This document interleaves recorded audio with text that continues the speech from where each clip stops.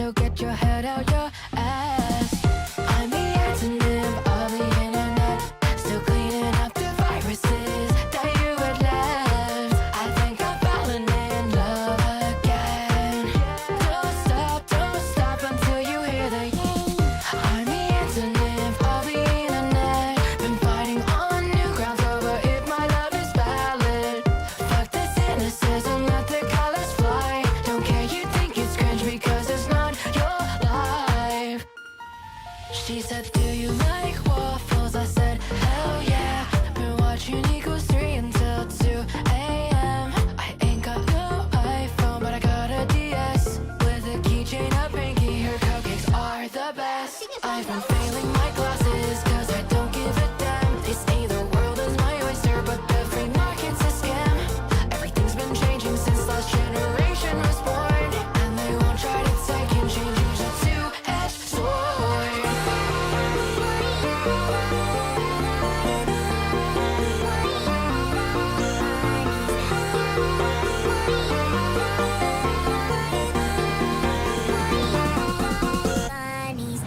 I'm the antonym of the internet, still cleaning up the viruses that you had left. I think I'm falling in love again.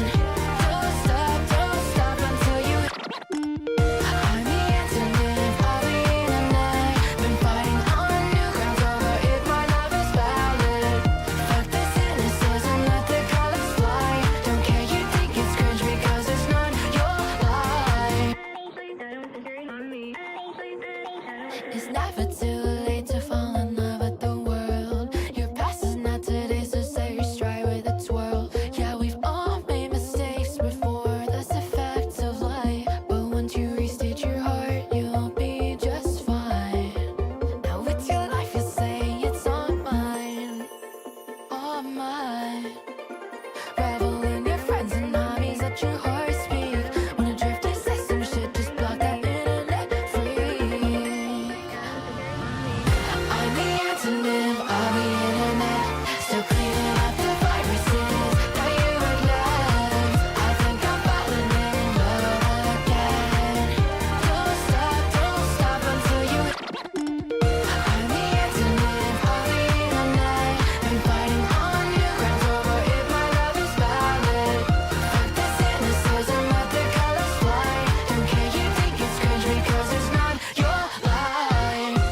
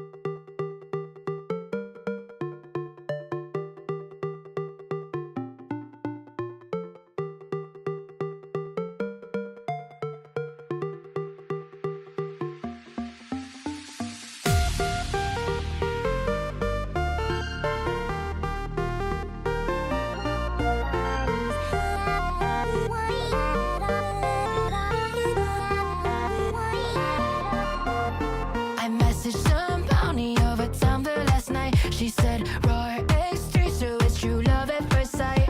Throw out my candy bracelets, now I'm headed to class. I'm still 20%, so get your head out your ass. I'm the antonym of the internet, still cleaning up the viruses that you had left. I think I'm falling in love again. Don't stop until you hear the I'm the antonym of the internet, been fighting on new grounds over if my love is valid. Fuck the cynicism, let the colors fly. Don't care, you think it's cringe because it's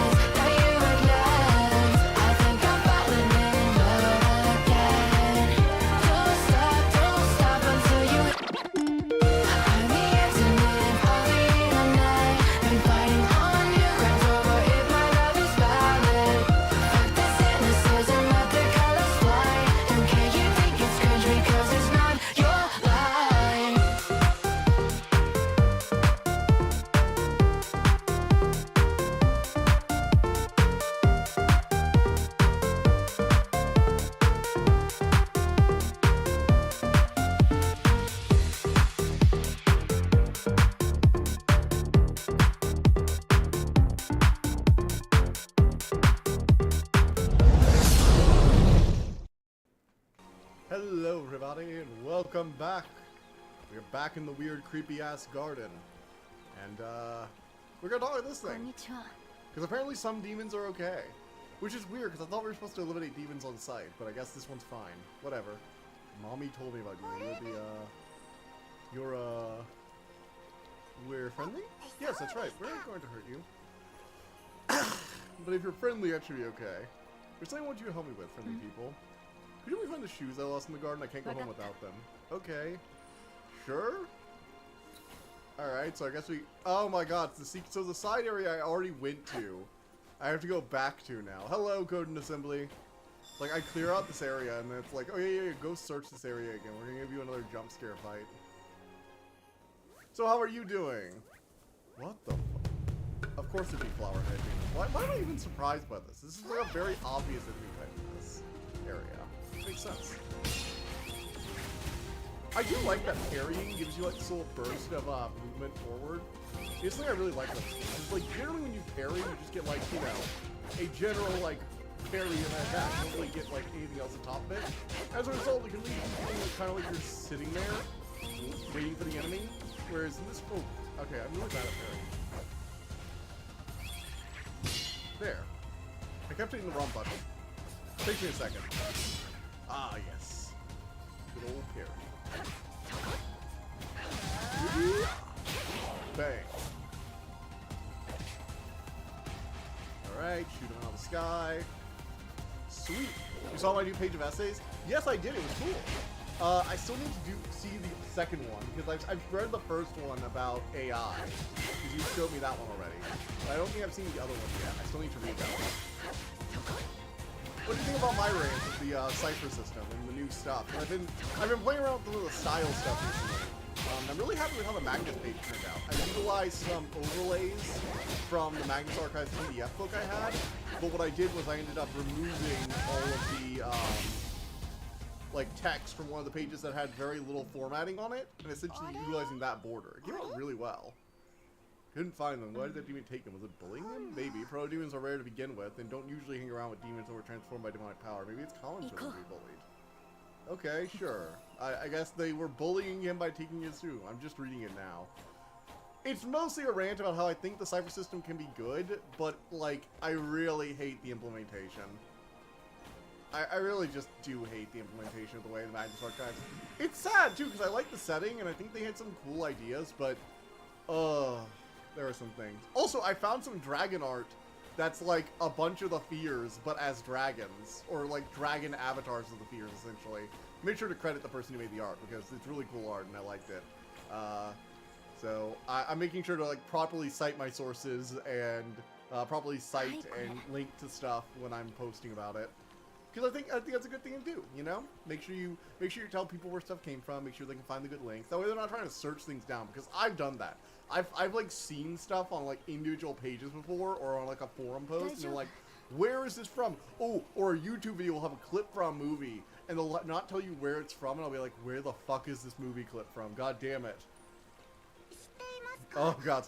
I have gone through some wild Google image searching phases trying to figure out where stuff is from in the past. So I'm making sure to cite my sources. The only one I still need to add a citation for that one I Survived the Apocalypse one. I have the site, I just need to add the link. I kind of ran out of time while I was working on it, and I still need to add that part. So, but I have the link the site written down for it though. I think it was actually official art, if I remember correctly, it was official art released by the Magnus Archives from Cypher, not Cypher, by, what was it called again? Fuck, what, Rusty Quill, that's it. Alright, we can talk to flowers? No, we can't talk to that flower. Also, I love the invisible wall right here. Yeah, I totally can't fit under this giant root. No, we can't do that. We can't, how dare we try and fit under a root that's that's so tall that we could easily walk under it. What a beautiful flower field. Such a big greenhouse at the castle. Must be lots of work to take care of all these plants. You know something, Homura Hime? Desire energy. But surprisingly, they haven't been destroyed by the demons. Are they used for something?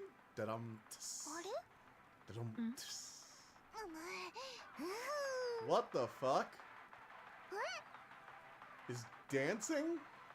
Oh god. What even is this? Is that a flower maid dancer outfit? I'm so confused what I'm looking at.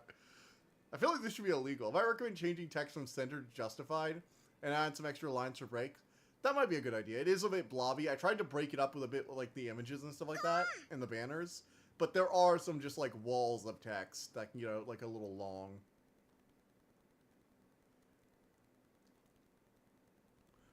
And I do plan to add some links to go like check out different, because one of the things I want to do with the Max Archives, even though I've, even though it's been a bit of a mixed bag playing it, I did enjoy working on some of the custom campaigns, and I plan on going back over my design documents for like the different campaigns I worked on with you guys, and essentially like genericizing them, if that makes sense. Like I'll go over like the Hege Collective and what I did with it, and then I'll kind of give people some general, some generalized versions of it so they can reuse different scenarios. Like the worm monster, I'm going to give that to people so they can utilize that. And then I'm going to also, my god, geez, I need to be shooting this thing. What am I doing? And then, like, for example, this Chupacabra mission I'm definitely going to post. And I'm not sure if I'm going to post the Fear Labyrinth. That one was really messy. And it also relied on me, like, I had, like, generalized documents for, like, different paths you guys could take. But it was also pretty obvious which one you were going to take, so there were some I put a lot more effort into than the original. Plus, that one had all those continuity errors, and I don't know, it's just not my best work. I'm not sure I want to post it. Does that make sense? Holy shit. This is really a bullet hell fighter right here. Damn. Okay, how am I freaking getting to her? Break already, damn you! That shield of yours will last indefinitely. Holy shit! Maybe I need to try the other one. Oh my god.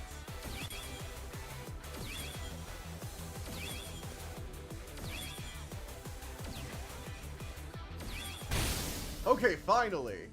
Yeah, that makes sense. Yeah. Well, because I think it's a cool kind of thing. It's like, hey, do you want to utilize this? It might work in a Call of Cthulhu style game. I think humans would have such a power. Yes, my friend was right. I shan't bother thee any longer.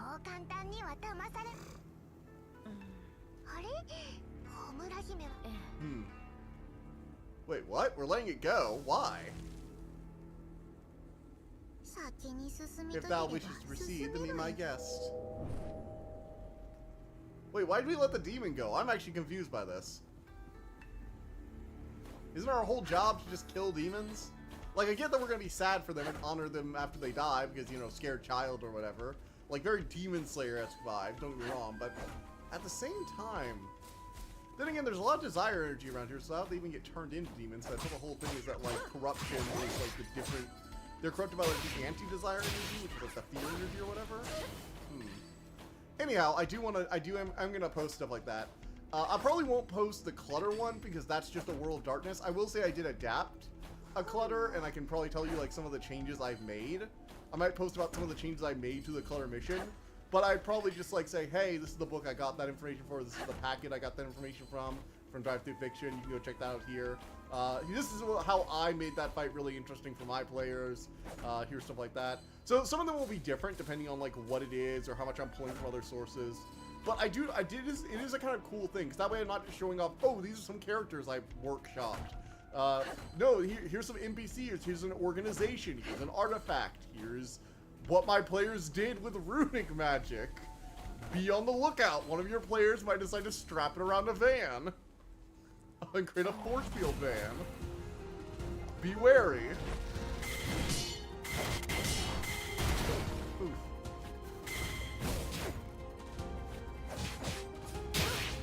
Yeah. Alright, and laser beam. Laser beam. Oof.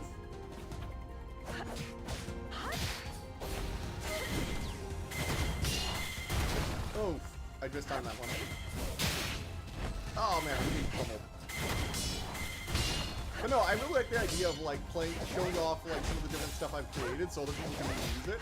I don't know, something about that's really cool. And the fact is like I know how hard it can be to like think of a session, and so giving people access to more sessions they can do, it seems like a nice thing to have access to. Mostly especially because Max Archive doesn't have that many things. It's more of a nonsense game for entertaining stories, even if they're not as informative. Yeah. again, I might post something about the labyrinth, but it will probably be like the broad strokes, like things like, hey, this is like my general plan for it. You know, like maybe you have a traitor, but like one obvious and one fake, and then you have the rich guy, and you have the different, here are the different monster examples I used of challenges, here's some other challenges I thought, maybe some of the other paths, and you're encouraged, depending on what path your players take, to utilize your own. Maybe you want different fears to be center stage and be thematically appropriate for this one, depending on what your players are. So again, I might post something about the labyrinth. It's just not my best work.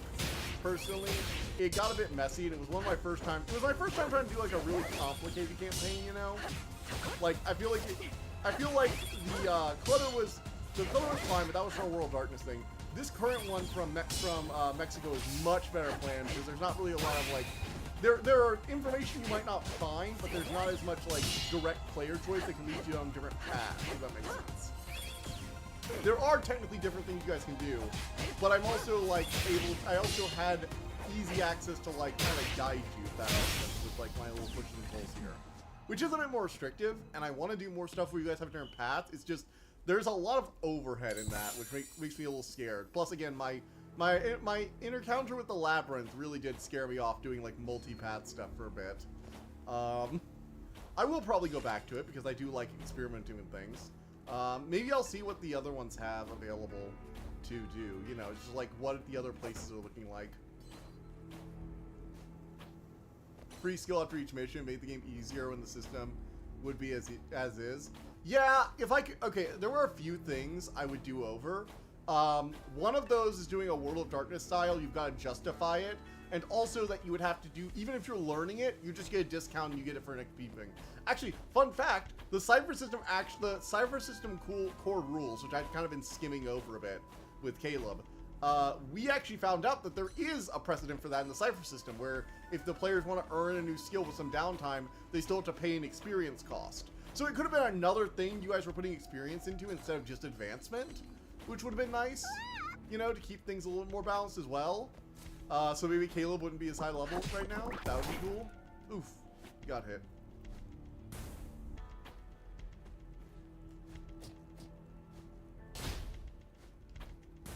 All right.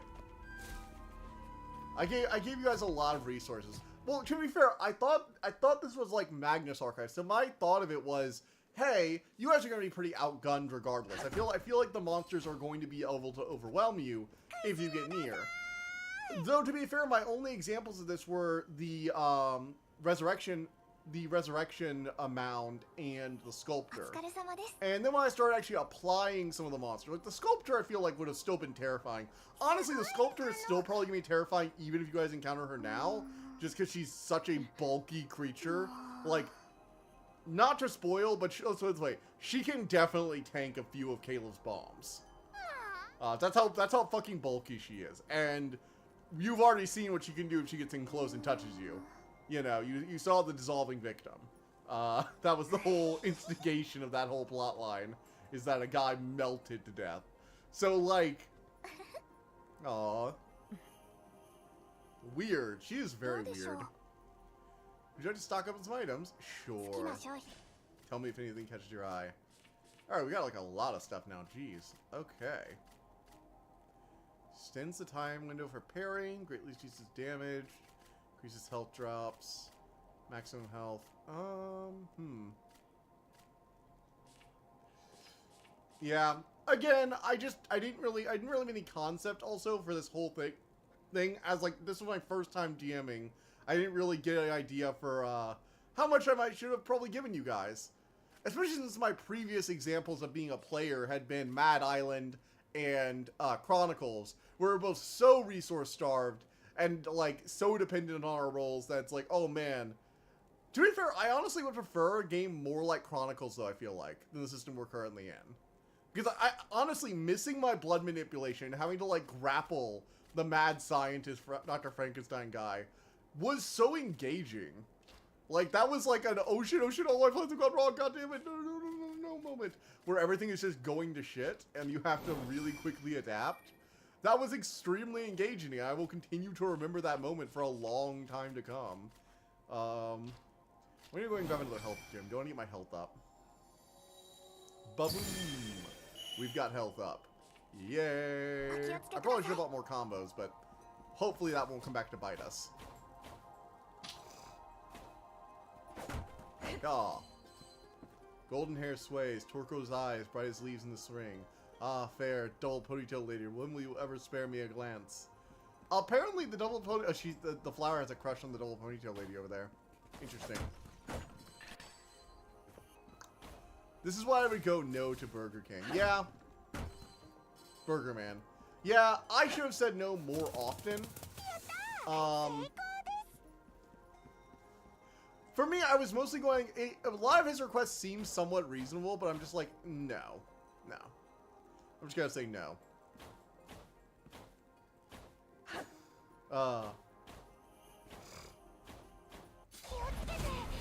But yeah. Okay. Oh yeah.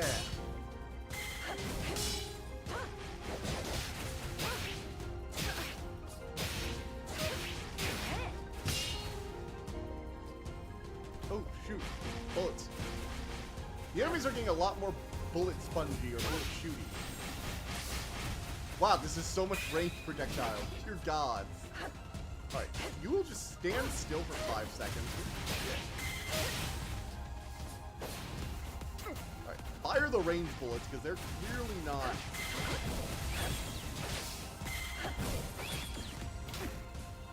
Okay, we're gonna, like, yeah, there we go. Oh my god, I'm getting fouled. Each request seems reasonable, or each request compounds on the other ones. Yeah. To be fair, I did say no to some stuff. I saw the problem with the runes. I've treated like magic as something you don't really learn. It's something that's like eldritch knowledge that the elder gods occasionally pump out to you. But it's not really an understandable, logical system. And I've made it so unstable because I immediately saw where Caleb was going to go with this. I'm like, I don't want to have to keep track of a runic system. I cannot balance a runic system. I know I can't balance it. The fuck happened with that thing? I know I can't balance a runic system. I wasn't even gonna try. I fortunately had the good sense to not do that. Imagine if I let Caleb learn runes. Oh my. This would be unsalvageable, actually.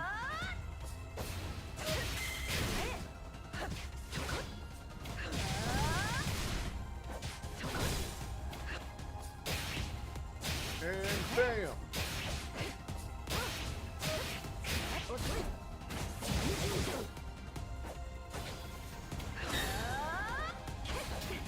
Oh shit.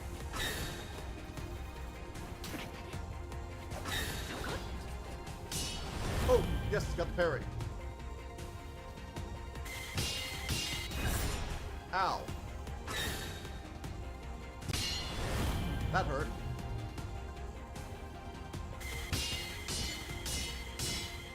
Gotcha. I actually really do like the slow quick time effect. It's the same symbol I think each time, but yeah. But yeah, each request really does compound on the others, and you gotta be very careful when you're doing stuff like that, because it will just end terribly if you let it. Alright. Counter 5. Done. To be fair, I am glad though, I feel like the cipher system is pretty good for beginners. It's very simple to learn, and it's very loose when it comes to like a lot of things, so it's like Caleb is frustrated sometimes where it's like, oh yeah, we don't have exact definitions on like, you know, exact like placement or whatever. It's like, have I described it as being close to you, or have I described it as being far away to you, you know? And I'm trying to keep track of like actual distance too. Like that's something I do think I need to keep track a bit more of, and I'm working on that with the map thing. But I like the cipher system doesn't have like a ton of specificity on exactly how combat plays, and it's a bit more focused on the story and the investigation and just like everything. Like there's clearly room to make more combat systems if you want to play a more combat focused campaign, but the core rule set of the cipher system seems very, very focused on being easy to learn and friendly to newcomers, which makes it a pretty good introductory system, I think. Especially if you have the health actually balanced with might, and then might's not useless. Or if you're playing a campaign where like the skills are more evenly spread. Because I do feel like even with the might thing, Oh god, there was another thing I talked about briefly in the rant near the end, which was the avatar abilities, which all suck.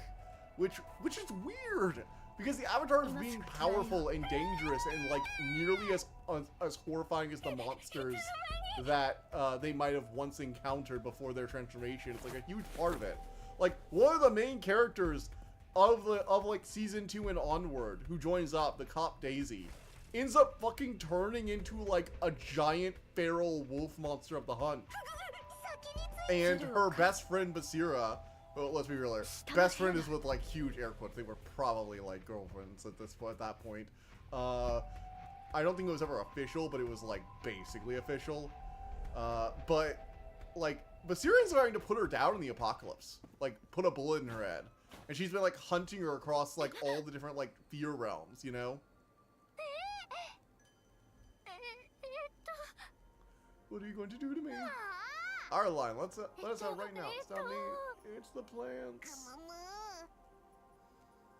Are you going to eat us? No, we run around doing errands and fighting stuff all day. We'll definitely taste bad. They are dangerous, so I can't let you go. Sorry. Oh shit. Oh, so this is the actual demon, I guess.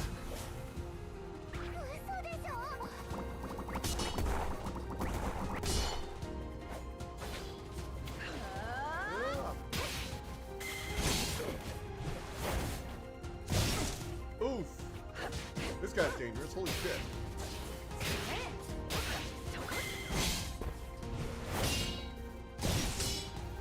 Wow. Okay.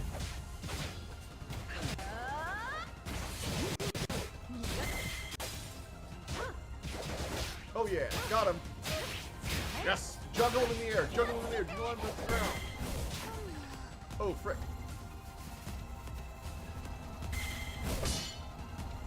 Okay. This is the problem. Yeah. Okay. Whoa.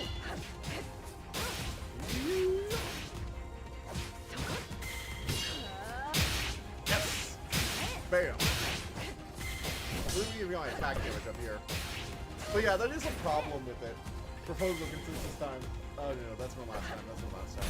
But no, it is a problem I feel like with it, is that like little things can build up in long campaigns. So like I was really not prepared for how quickly all the little concessions can build up. Like I'm like, yeah, that seems reasonable. Yeah, that seems reasonable. Then all of a sudden I'm standing down someone with miniature grenades in his pockets, and you can paralyze every villain by looking at them.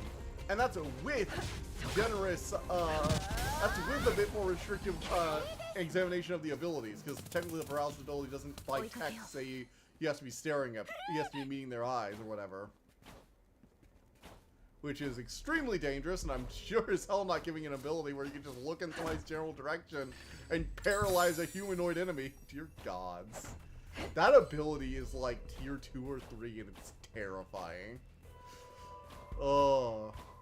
Occultist gets you so many different CC abilities, and the okay, the biggest thing actually might be the supernatural stress reduction. Like I did not at the time realize that how bad that would end up being, or how good that would end up being with the fact that there's basically no like health and it's all supernatural stress based, you know?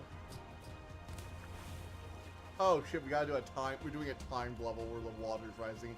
I hate this kind of, okay, I'll be honest, I hate levels like this. Levels where like the water's rising, you have to quickly get past enemies and do like parkour motions while the toxic water pours in. I have always hated these kind of things. Because I'm not the best at platforming, and doing it under a time constraint is just terrifying. Oh man, remember that I streamed that that Prince of Persia game a while back, and I still remember how bad I was in that one section.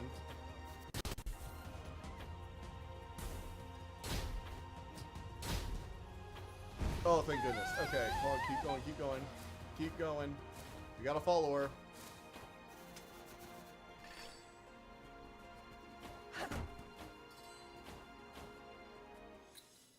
Hey, Archetypes just updated. Hey, everybody. Hello, Dawn Seeker. How are you doing? We're back to playing this. We found the Flower Demon. We're also talking about the Magnus Archives, because I am talking about all my failures and disappointments that I have had while doing this. Actually, one second. I need to do this real quick so I can make sure I can do something. There we are. Okay, cool. But yeah, I've learned a lot from being a storyteller for a bit, and from being a GM, and just like having to plan stuff out. I've also learned the way that small, innocent requests can compound over time. Oh, what fresh hell is this?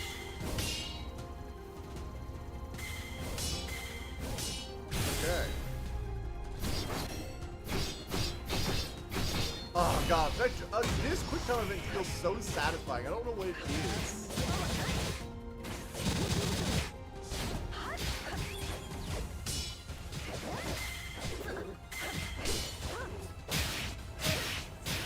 Oh man.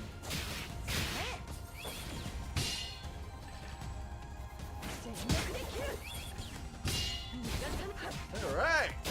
Look at us go. We're getting that high score, baby.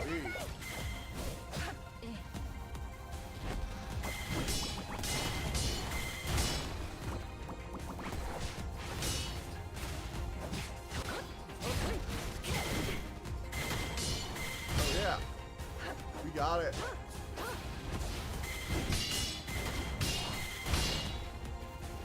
Okay. Kill the flyers, kill the flyers. Keep parrying. Oh man, we lost it. We lost our highest tier. Shoot, now we're going down further. Damn it, I hate when you can go a spiral in an character action game. It's like, I want to be like Devil May Cry and like getting my combo meter up, and now I'm in a death spiral because I make one mistake. Sometimes a simple soap is not a fallacy. It really isn't, not always, but like, I will say, I did enjoy having fun, and I feel like I have generally tried to let things just be more fun. I need to learn when things will like end up breaking stuff. That is something I need to get a bit more experience to learn. But I feel like I've still managed to have like some decently fun things. Honestly, it feels like the smaller I go with stuff, the easier it is for me to contain everything. Because I can, like, one of the reasons I think the Flesh Parasite works so well. For anyone who doesn't know, I had a Flesh Parasite infiltrate the research division, and they were all trapped in like 5 rooms trying to figure out who's infected with this thing. Once they realized what was happening, which was a lot of fun. And I think the reason that kind of worked so well is because I didn't have to worry about like all the different things. I could just like build an encounter that was based around exactly how you guys were, not worrying about any new equipment you guys were going to get unless I gave it to you. And it had like a small cast of characters that I could instantly introduce and not have to like have them around for long. So I didn't have to worry about continuity issues. I didn't have to worry about you know, you guys suddenly leveling up after a session. None of that. I just had to worry about this thing going. Note, fighting SF do make hearing you hard sometimes. Okay, if it's a little hard to hear, I might decrease the desktop audio a bit then. Decrease that. That should make it a little better. I'll decrease that a lot, and I'll focus on like actually hearing us, because we're gonna have a lot of audio effects. I'm not telling you, no one bothers to remember anyway. Ling Ling is just two of the same syllable. Don't even know your names yet. That's just I just wanted to be friend. Can't do it. I love the giant caps letters.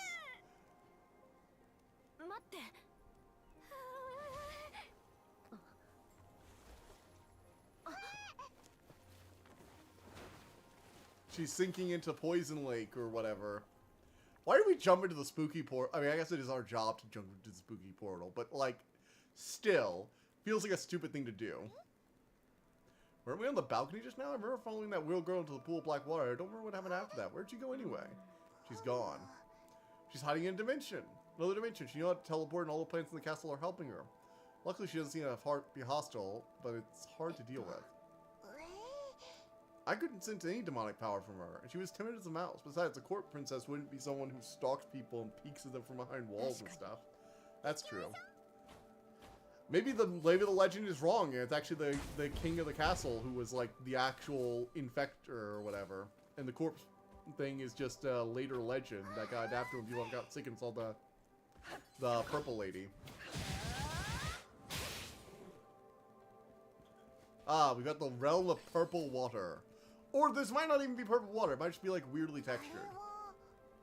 That's a boundary cube.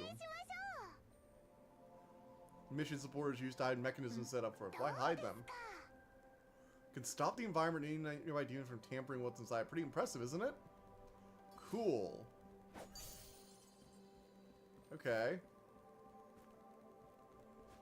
Reveals hidden objects. Oh, okay, so they can, like, reveal platforms. Interesting. Whoa. Ah. Alright, so I want to get that last little bit. There we are. Dash over here. Ah! I want to get that little bit. I want to get that little bit of currency, mostly because I feel like it. Okay, we're not gonna like get really stuck on this. I hope. I hope. There we go. You know, one game I do actually really want to play, and I was rewatching the Mandalore video on it, is Marathon. Specifically, like, Marathon 2 and Marathon Infinity look like really fun. And I technically have Marathon 1 for iOS. My mom and I finally finished Rama 1/2, and man, there is not an ending. I mean, were you really expecting an ending? It's an old-style anime from, like, the old days, back in I mean, not even, like, just anime, but most syndicated TV did not have, like, good endings. Like, a show having a good ending that was properly built up to was a rarity. I think Code Lyoko had one of the better endings I remember, and France Hopper just kind of appears out of nowhere in the middle of that thing. I'm not arguing it's even good by modern standards. I'm just arguing it's one of the better, like, show endings I can remember from, like, syndicated TV. Oh, we gotta shoot these with these. Okay, cool. So, weird floating platforms that will disappear quickly after we touch them. Interesting. But yeah, that's like the whole point of like syndicated TV. It just keeps going until the budget runs out or until the studio cancels, and that's it. That's your lot. Ugh. There are a lot of things I miss about like old style TV channels. And I mean that legitimately. Even though I prefer streaming, I do think there are some things that old TV did do well. Endings were most certainly not one of them. That much I can say with an absolute fact. Oh shit, I thought I was going to jump that.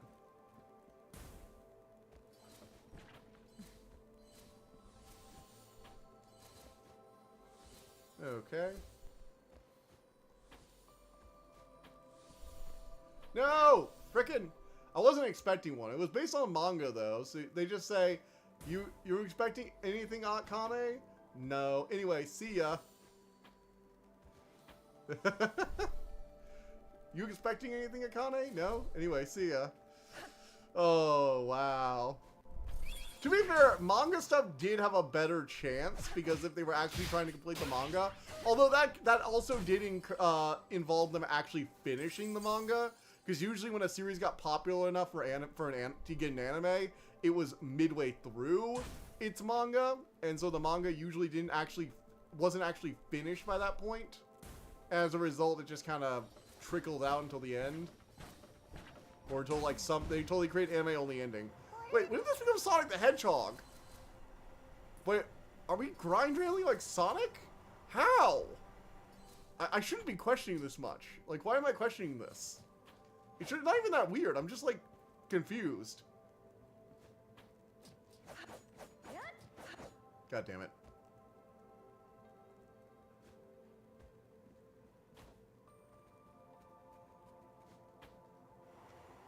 Okay, we can just latch on.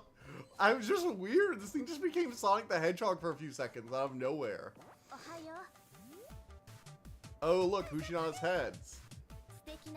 I never expected to meet such beautiful ladies in a place like this. This one has, like, come hither eyes, or beauty eyes. The fuck is this shit? Till we meet again. Yeah, no, we're not doing this whole chase. We're not doing this whole thing. I'm not letting you get away.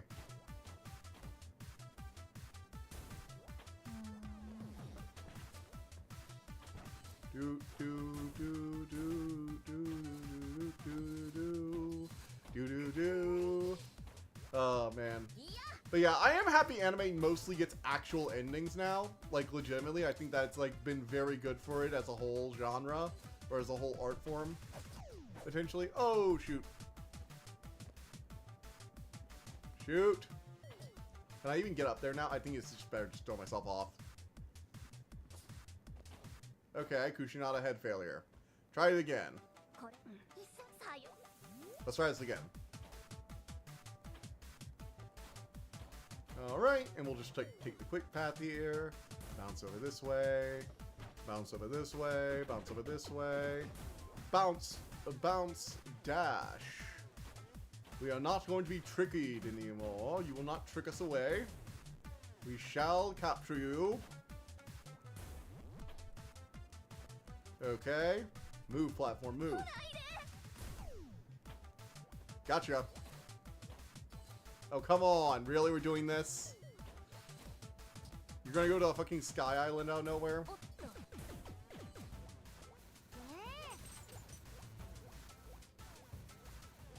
Alright, talk to it. Got it.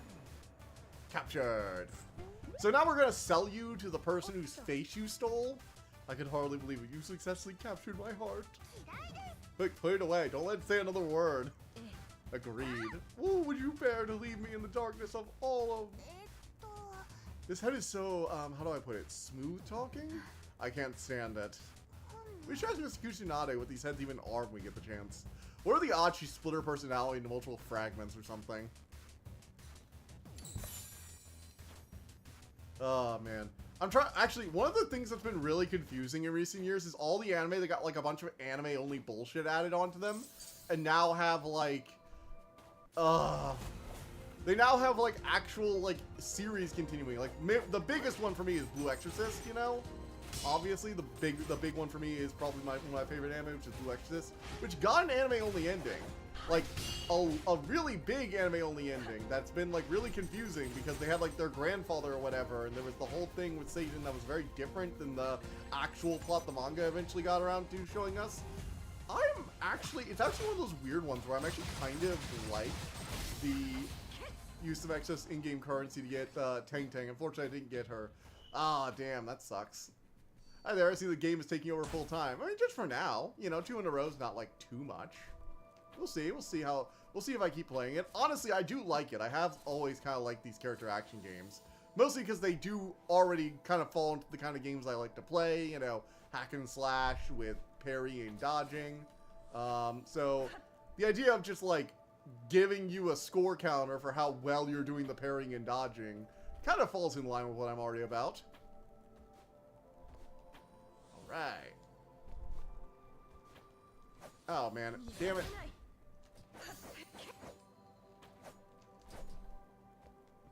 Shoot. I won't risk spending more in-game currency, though, because I value Rosie more than Tang Tang. That is good. Make sure you focus on getting the one you actually want and the one you, like, actually want to do, because you don't want all that time to be wasted. Because that is the moment of weaknesses they look for. Those moments where you've, like, spent all your in-game currency, and then the one thing you actually wanted comes around because they tempt you with a bunch of other stuff. That is where they get people that don't actually think they're going to spend money. And I don't just mean, like, the whales. That's how they get people that think they weren't going to spend money. I never planned to spend money, but then I did some bad rolls with some currency I earned, and I didn't have enough for that thing I actually really, really wanted. And so I decided, you know, it's just a few bucks, and that's how they get you. That right there is how they get you. Character action. Oh, we're moving over from this name, and I guess who complained loud enough to snowball this shite?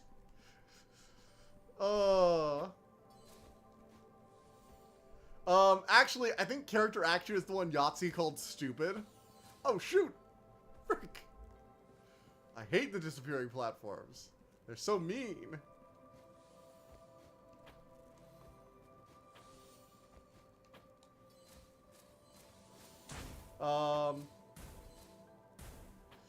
Oh god, I forget what his name for it was though. He complained about character action. He thought it was stupid. He said it was stupid.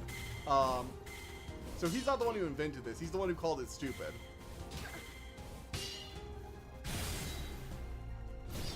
Slash you. This Okay, again, that quick time event. I don't know what it is. It works surprisingly well.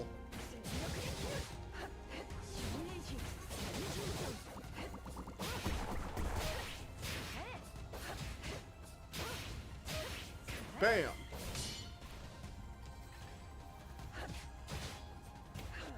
Slash, slash, slash, slash, slash.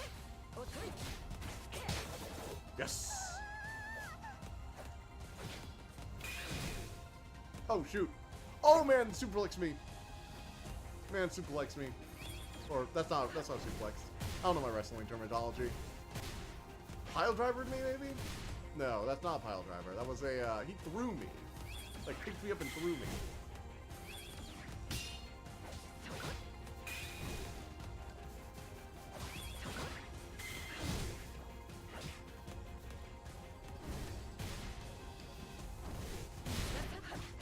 Alright. Slash, slash, slash, slash.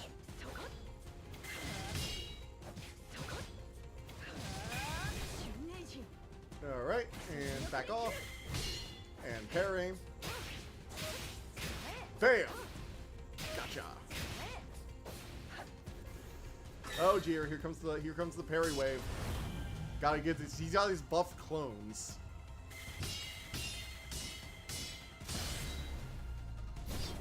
Again though, this like slashing with your thumb joystick is actually really a lot of fun. Thankfully I'm not prone to gotcha rays. I will put in lots of prep time to grind. But if I lose on a chance I pull, I accept it with great. Thankfully I'm not prone to gotcha rays. That is good. Yeah, but I can take some credit for that. I can take some credit for that too. Besides, hack and slashers really are just beat 'em ups on steroids. Shut up. Pirate Adventure of Magma from Yakuza series backs me up on it. I don't think the Yakuza series backing you up on anything is a endorsement of sane conversations. Then again, we weren't really talking about sanity to begin with. You know, with like, what are these called? What are these called again? I know there was another name for them besides character action, because character action sucks as a name. And I know there was another name. Ugh. I really need to go rewatch some of Yahtzee's old videos. It's been a long time since I've watched him. Now that I like want to review stuff, I don't check out his videos in case I actually ever decide to review something. So whenever I watch a review on something, it has to be something that I'm never gonna play myself or never want to review myself, unless I feel I can give like a different interpretation on it. Which means I went from watching ZP almost religiously to not watching his like new Second Wind channel shortly after it like really got off the ground. Which sucks because I think his Second Wind channel, like a lot of stuff he's doing is really cool, and I like his sense of humor. But as someone who also theoretically reviews stuff. Oh yeah. Speaking of the review, I have progress to note. So I've got most of the video like ready to go with the editing. I just need to finish up a few more of the fusion effects. You know, images sliding in, pop-in effects, that kind of thing. Some of the text and placement and like little blurbs and that kind of stuff. So, you know, some of the side stuff. And also I'm working on like a little 3.5 frame like. It's not even like an animation, because it's basically just like images that cut to black while dialogue plays. So like images that fade into each other. But it's like my dragon character standing in a Noir detective office, then him looking up at a bookshelf with the book blocking. That same image, but now he's holding the book. So it's like mostly the same image. In fact, the underneath will be mostly the same. And then one final one with his claws, his hands like splayed out on the table. Looking down at the book he has discovered, and the book will be the Maltese Falcon. It's a really quick thing about how on a lonely dark night, I found it. There it was. Suave and beckoning. You know, something like that. I have the script down for it, and I'm going to record the dialogue for it. The little, it's going to be a little 10-second blurb to kind of introduce what I'm reviewing. It's going to be really cool. And it's gonna help like making the video feel like a little cooler. And I know I don't necessarily have to do it, but I really want to, mostly because it will make this project feel a bit more special after all this time. But yes, I am hoping to get the Maltese Falcon review out very soon, and I'm very close. I've been working on it. I swear, it's just been difficult to get this out, and I'm really hoping that getting this out will get me over my fucking whatever block this is. You know, finishing a work really does help. So I'm very, very hopeful with how that's coming along. I do still need to make a proper thumbnail for it, but I am going to do that. No need to simply, I've got this. And after that, I will be doing a review on something else soon. Blade Song, I'm not going to do a review on Blade Song yet. I might do a short about it, talking about the open access, but I'm not going to do a proper review until the full game comes out. Oh yeah, you worried something might happen? It's a long story, yep. Yep, cool. Don't wipe your tears on my clothes. By the way, you're taking a break here? Oh, cool. Art that lets you fall from any height. All I need is a suitable test subject. Wait, what? Why'd you both turn to look at me like that? I am not doing it. It's like, can we use the little boy priest as like a boy or girl priest? The little child priest as a test subject? Oh. Oh, man, oh, man. Alright, let's grab some more stuff with all the resources we've been gathering. So, let's see what else we can get. I think we'll probably grab another combo or two, because we only really have like one combo, really. Something that Cinnamon in the air might be useful. Rapidly attacks a single target. Unleashes a shockwave, sending... Ooh, that could be kind of cool. Let's see, weaving fireworks. Starts with a heavy combo, then launches into enemies in the air without blitz crossing slash. Nice. And now, switching over to PC. We've seen the Yakuza Pirate Adventure of Majima. Oh my gods. Yes, I've seen bits of it. I have not seen the whole thing, but yes, I have seen bits of it. It's a lot. It is very, Yakuza, from what I understand. Let's see here. Ooh, this is a combo that keeps launching enemies into the air, which I might be able to combo with stuff. That would be kind of cool. Alright, so we got some more combos. It is one of the interesting things about playing this type of game, you know? Where it's like, you actually want to, like, gather combos. It's been a long time since I've had to, like, gather combos. Alright, let me double check those again before I go. Let's see here. So we have dancing, we have weaving fire, which is heavy, heavy, light, light, light. And this is mid-air, light, heavy, light, light. Heavy, heavy, light, light, light. Alright, and this is... Ooh. Light, heavy. Okay, got it. Tried him out. We'll try him out on this new boss. Nice. See, this Yakuza in particular lets you juggle enemies God of War style. I don't know. Kratos is not exactly the king of juggling. This is Tan-Tang. Oh my god. What the fuck? What is she exploding a planet or a moon? It's hard to tell. There's a lot going on in that image. There's a lot going on in that image. God damn.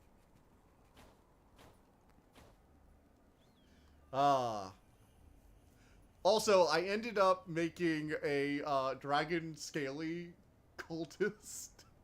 Okay, so I was trying to create a character for Mage the Ascension, because I like creating Mage the Ascension characters, just because they're kind of interesting writing ideas, and the systems are good to, like, encourage you on how to build a character with a good backstory, I find. And I was trying to build a dragon character. The problem with trying to build a guy who turns into a dragon in Mage is that dragons are bygones, which means no matter where you turn into a dragon, you're affected by unbelief and it's vulgar as witnesses, which means you get a bunch of paradox, and eventually that just, like, hits you hard. And so, as a result, I was trying to figure out the best way to do it, and the best way to deal with stuff like that is to build a cult, because mages often have very prolific cults.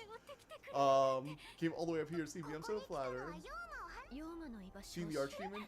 There's nothing like that around here. Nope, absolutely not, never heard of it, there must be some kind of mistake, probably. Suspicious, suspicious. You must be a Jiangshi sent by the corpse princess to spy on. Don't call me that. Oh, I mean, we never did anything bad. All we want to do is cure them. So you turn them into mindless but undying Jiangshi? Cruel, is that how you see human lives?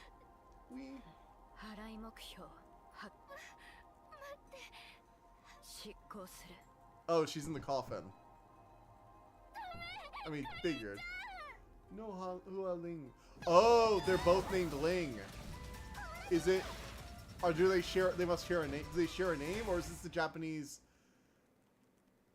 The flower and corpse princess. Oh. Wait, what the?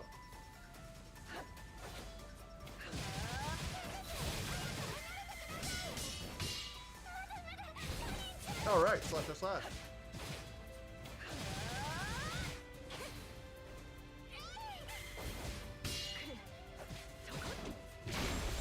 Oof.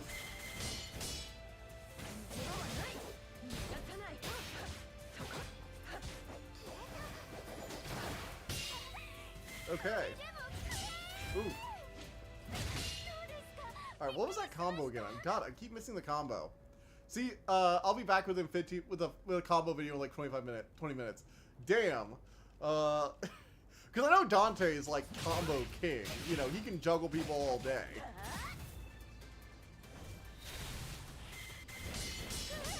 Oh man, I love how like parrying right there actually let you escape easier.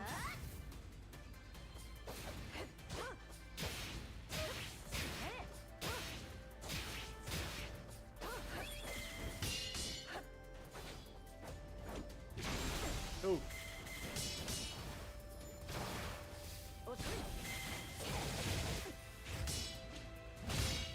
Alright. Got it. And slashing blades.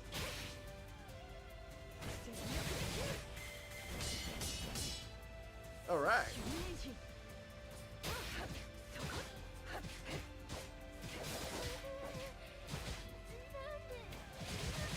Okay. There we are. Here we go. It varies from game to game, though. Unmod DMC3 does not even give you enough options to air juggle. Even going tough, you can keep enemies suspended. Wait, really? I thought, why would they do that in DMC3? Because isn't air juggling, like, iconic to the DMC series? If I'm not mistaken, Dante practically invented air juggling in, like, combat action games or whatever. Like, the first thing you think of when you think of air juggling is Dante doing it.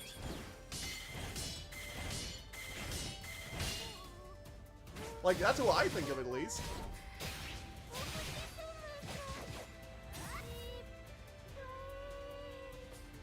Stars. There are so many shining stars. Alright. Oh, yeah. Oh, no. Oh, God. When it goes top down, you know you're fucked.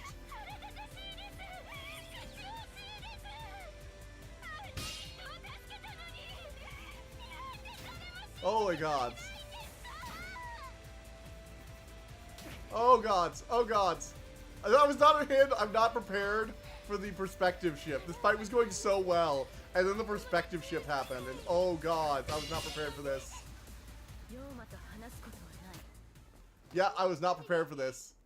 There's this thing in gacha games called Beginner's Buff. It gets even greater the longer gacha game is on, because the newcomer to a long-standing game has more content to catch up on. All that content gives in-game currency. I think we're gonna start the fight over. I'm not sure how rare revival items are, and I don't want to waste them all in, like, an early game fight. Especially when I already got to the second phase on, like, first time. Bit silent, by the way. Well, I think I turned down the stream's, like, volume earlier, because, like, the constant comboing sounds were, you know, affecting how well people could hear.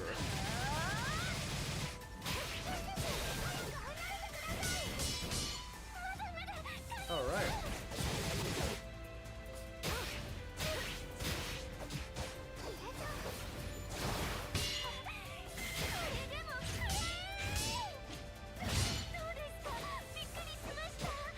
Alright, and combo.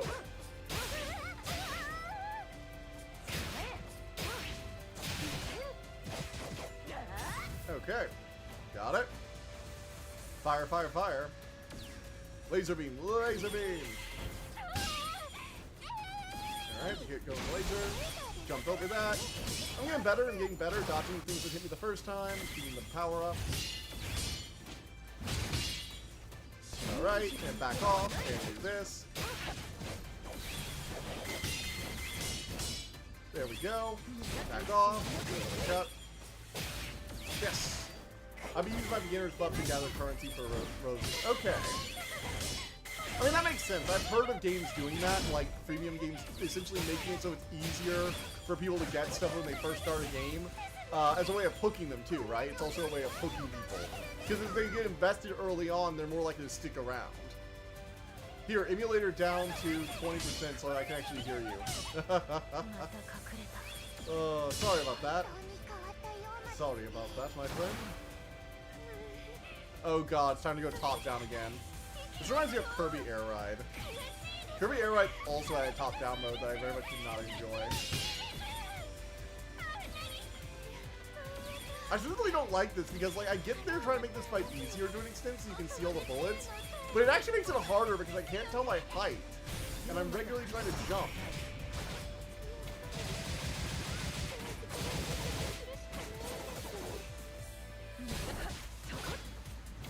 Alright, and bash.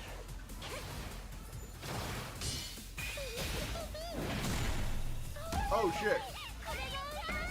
Rossi is replaced by, like, glossy, but replace the Rossi. So glossy, Rossi? Oh, so glossy and Rossi. Got it. Rossi. Not Rossi, Rossi.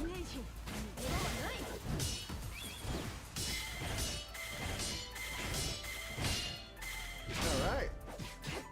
You know, I will say, the lack of a stamina bar does make this, like, mode, like, a lot easier than most Souls-likes.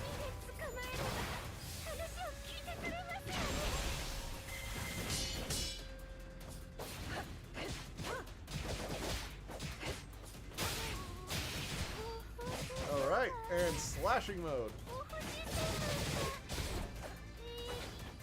Okay, we almost got her down to her, like, final phase. We're so close.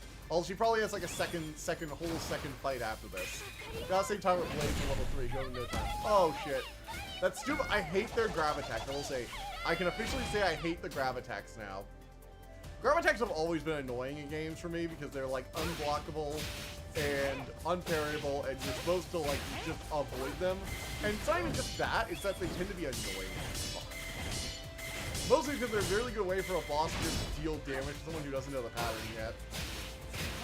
Because the rest you can kind of get away with, like, just knowing general timing rules. Not so with grab attacks. You have to actually know how to avoid it specifically oftentimes. Oh my god, seriously? Okay, finally. Yeah, what's great is having Rossi is... Rossi, so glossy Rossi. Yeah, what is great is Rossi has an Italian accent. Glowing start. Sparkling debut. Okay, so tag team, got it.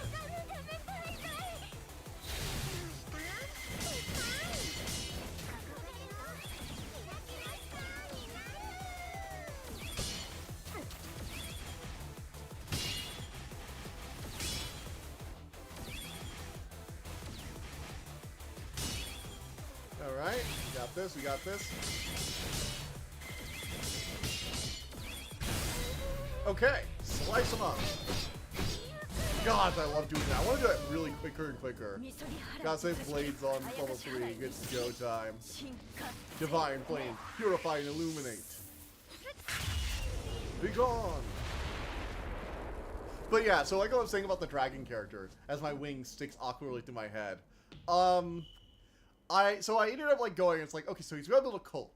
And I imagine the cult happened when he awakened and turned into a dragon in front of everyone, because in awakening you can basically do whatever you want, no paradox, no backlash.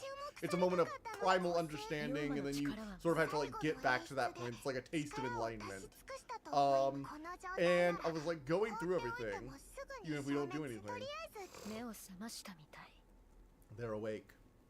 And I was, trying to think of, like, okay, so what kind of people would immediately be on board with a dragon cult after seeing a guy transform into a dragon? What kind of person would really kind of have an awakening like that? And then it kind of just, like, snowballed from there.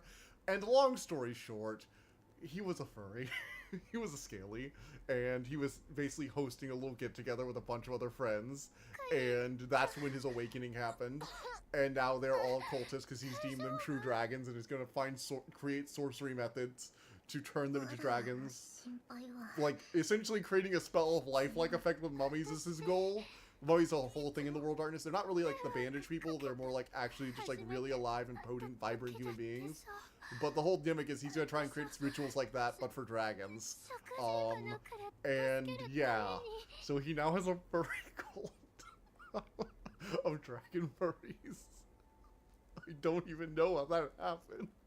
I didn't mean for it to happen, it just kind of happened. I was gonna have it be like a fantasy fan club with like Aragon or something like that, but it just wasn't vibing, and for some reason, the other one works better, and, oh god, it's so dumb, it actually helps with the magic.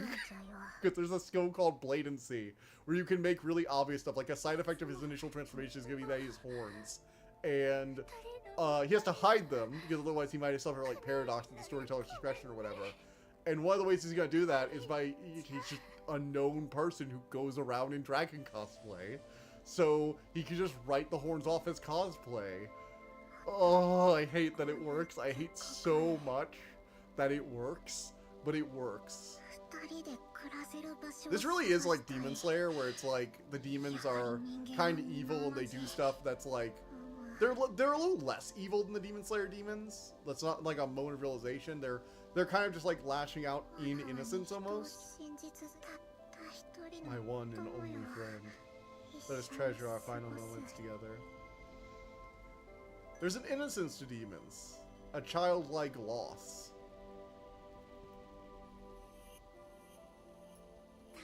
It's fine. It's fine.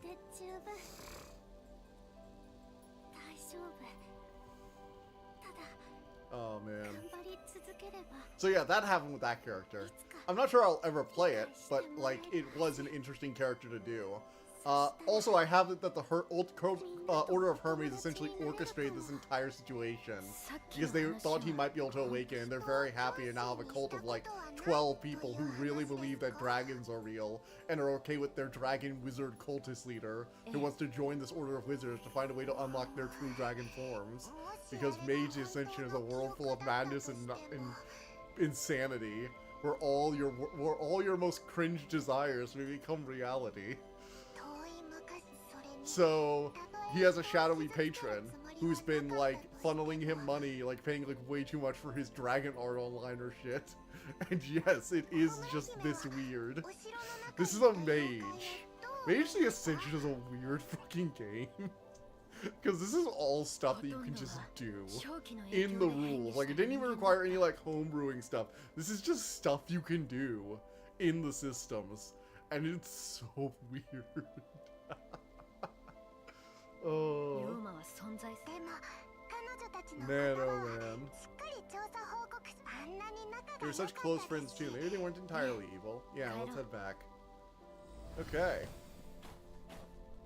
So yeah, Mage G characters are weird. I think it's one of the reasons I like Mage more than most of the other things. Like Hunter feels fairly limited. It's, you know, you're hunting monsters, and Vampire is, well, you're a vampire, so you've got to deal with all that stuff just on the face of it. But mages have a lot of versatility. Like, they don't even all have to deal with paradox, because there are some mages who can just do a bunch of like very coincidental magic. Like, Entropy mages are masters of coincidental magic. And people who do like stage vision and stuff, they're pretty good. Or if you do like, yeah, you might do some things that are weird, but if you do it in the right place, like, you can just set a whole campaign in a place where you never have to worry about consensus, like the Outer Worlds or whatever, like the Void Engineers spaceships, or an Aetherite starship. And it's like, you basically don't have to worry about coincidental magic or even paradox that much at all out there, because there's just so little reality to fight back against your changes. That'd be kind of like if vampires had like a specific like stuff in the books, just trying entire campaigns where they just don't need to worry about blood or the beast at all. Like, they just don't even need to worry about it, you know? Like, oh yeah, you can just like go to a place that has a blood fountain that can just instantly restore all your blood points every time you use them. It's not quite that level, because it's not like you get like infinite quintessence out there, but it has a similar vibe of like completely destroying the paradox mechanic. I'm sure there are things you can do out in the void that will give you paradox, and you do have to still conform to the consensus of the other mages around you, otherwise I would imagine they're going to give you some paradox. But it is like really funny that there are these like kind of set aside. Or be like if werewolves have places where they just like don't have to worry about going into a blood rage, or don't have to worry about like going to Howgloss or anything like that. Or wraiths didn't have to worry about their fetters as long as they were doing this thing. You know, as long as they were in this particular type of campaign. I don't know, it's a little strange. It's a little strange. Although, to be fair, I guess there is kind of an equivalent with this in Wraith, with the Boatman. But the Boatmen don't actually get rid of their specters. They actually make their specters worse. So, for those of you who don't know, you have like a shadow in Wraith, which is like your evil self trying to drag you towards oblivion. It's basically depression.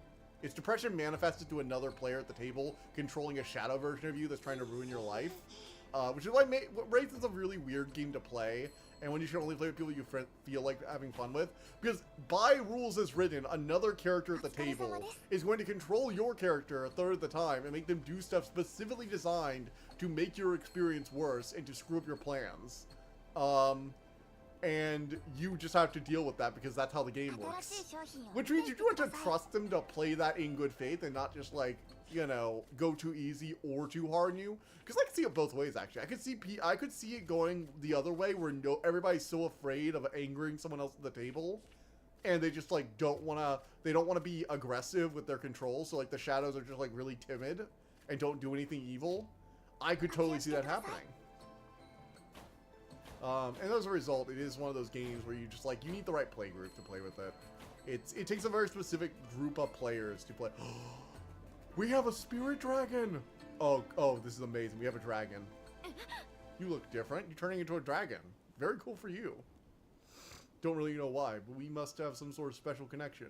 When you touch white spider lilies, I can feel the thoughts and power within them too. I'm glad to see you to be feeling better. It's all thanks to your help, Homura Hime. Oh, right. There's something important I need to tell you. We don't have the kind of play group for Wraith. No. As sad as it is, I do not trust either Lewis or Caleb really to play Wraith with. I just don't. And I feel like you'd want at least like 3 people and a storyteller. It's also a game you play when you're trying to do very emotional story campaigns and not wacky stuff. Like, you're not looking for it to really become wacky. It might be wacky on occasion, but it's a bit more serious when it comes to, like, role-playing, I find, from what I've, like, read about Wraith. You know, it's dealing with death. It's dealing with loss and despair and depression. Depression, the role-playing game. That is basically Wraith the Oblivion. Don't know what happened before or after, but I think Jingu had a hand in turning me into my current state. Okay, so we've got like a spirit dragon with a weird connection to us. Awesome. Well, okay, so we found the dragon connection. Because it feels like every game I play must have a dragon connection. Here it is. Right here. There's a dragon connection. Right there, baby. Oh, you know what I need to do? I need to make Zarok. I need to make Zarok in Blade Song. That's what I need to do. I'm going to go into the... at some point in the near future, I'm going to go into the custom thing and make Zarok from Aragon. From the Inherent Cycle. And then Bersinger, once I get, like, flame effect stuff going on. That would be awesome. And Trauma. But to be fair, and Trauma... Alright, look. You say and Trauma, but Trauma is basically the entire world of darkness. I mean, mages often awaken in moments of deep trauma. Vampires are essentially nothing but trauma after a few years. Werewolves, I mean, they cause a lot of trauma. Hunters, I mean... They're fucking hunters. They're going to have... They don't already have trauma. They will soon. And changelings... Okay, changelings are pretty cool. They seem pretty chill. Oh, God. It's... Oh, man. Oh, man. I have the scene from the Umbrella Academy that I used in that one short, but now it's a World of Darkness books. And it's like, you have daddy issues, and you have daddy issues, and you have mommy issues, and you... And it's pointing at changeling. It's like, you actually seem... kind of self-actualized, actually, and, yeah. I feel like Changeling is, like, one of the generally happy ones. Because, yes, like, you do have to worry about banality getting you. You're trying to fight against the banality of the world. But the actual stories are all about, like, the wonder and joy that you can experience, and trying to inject more joy into people's lives, you know? It's a very happy game. Mage is also pretty happy, but it does have a bit of, like, dystopian, you know, authoritarian nightmare state looming over it all. So that is a bit of a thing. But I'd say Mage and Changeling are the two happiest ones, with Changeling being probably the most positive overall. Oh my god, my wing is like, my wings are like breaking. Why is it always like the left wing though also that like always goes off the most? It feels like. They consider the full moon an auspicious symbol, meaning the moon goddess will descend from the heavens. Oh look, it's Kaguya! Kaguya, come down from the moon! Many followers from the Rans are having tried plague and warfare. It's Kaguya, the rabbit goddess, descended from the moon in a peach. However, the full moon order isn't approved by the faith of Jingu, considered heretical to the faith. It is said that you can trigger a tradition of live sacrifice, and their followers were taught to sacrifice themselves for the sake of the order. Well, that's very in line with Naruto's Kaguya. That temple grew in size. The holy maiden and many of her followers built a temple they named Chirakun. And that's where they lived. But yeah, most things from World of Darkness have trauma. Wraiths just like have to move on from their trauma. It's about getting over their trauma. Whereas all the other stuff, it's like we just have to kind of live with it. We have to learn to live and build something despite it. Whereas Wraiths are like, no, we need to accept that it has happened, that we cannot change it, and that our life is over. We need to learn to let go and move on. Oh, so demonic energy started flowing on the temple. Ever since that night, people would reportedly hear creepy laughter coming from the temple, and every single person who dared trespass has gone missing. Okay. Of course, Jingu has sent spores ahead of time to help us prepare for our investigation. Yes, yes, yes. I'm sure it'll have nothing to do with that horned lady who is their shrine maiden. The archdemon. Related to the full moon aura. What could that mean? We'll just adapt to the situation. Alright. The door opened on its own. That's not a good sign. Aren't we technically heretics to its faith? Statue looks like it's trying to say something. Up? Oh, is the moon itself the archdemon or something like that? Like Rom the vacuous spider kind of thing where it's gonna like break open from the moon? None of these have names. So many of them. What exactly happened in Chirakuni? But yeah, Wraith requires a very specialized playgroup. I do eventually want to play Wraith. I think it would be a really cool game to run, especially with a more serious group. But I just don't. I personally just don't think we have the right group to do that yet. One thing I have noticed is our library. So our library apparently for the last few years has actually had a program where they have RPG get-together group nights. God, so I really hope wherever we end up, Fred, we have library half as cool as the one I currently live near. Because holy shit, our library is awesome. I actually finally decided to grab their newsletter that they release, and I've been looking through it. They have like a lot of stuff planned for the next few months. But actually going to like a bake festival they're doing, like with a lot of like cooking, like different basically just a lot of baked goods. They're gonna be selling them out. And the library is hosting it near the main library, and I'm like, cool, this sounds like fun. Remember, support your local library, people. There's like so much stuff that libraries do. Maybe it's just our library, but I really do think it's just like libraries in general do so much cool shit.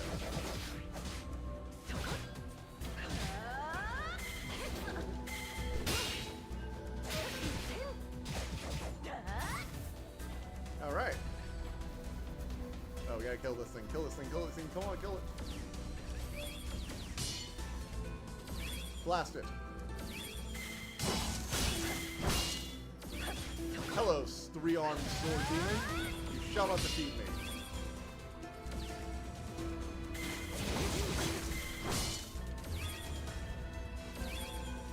Alright.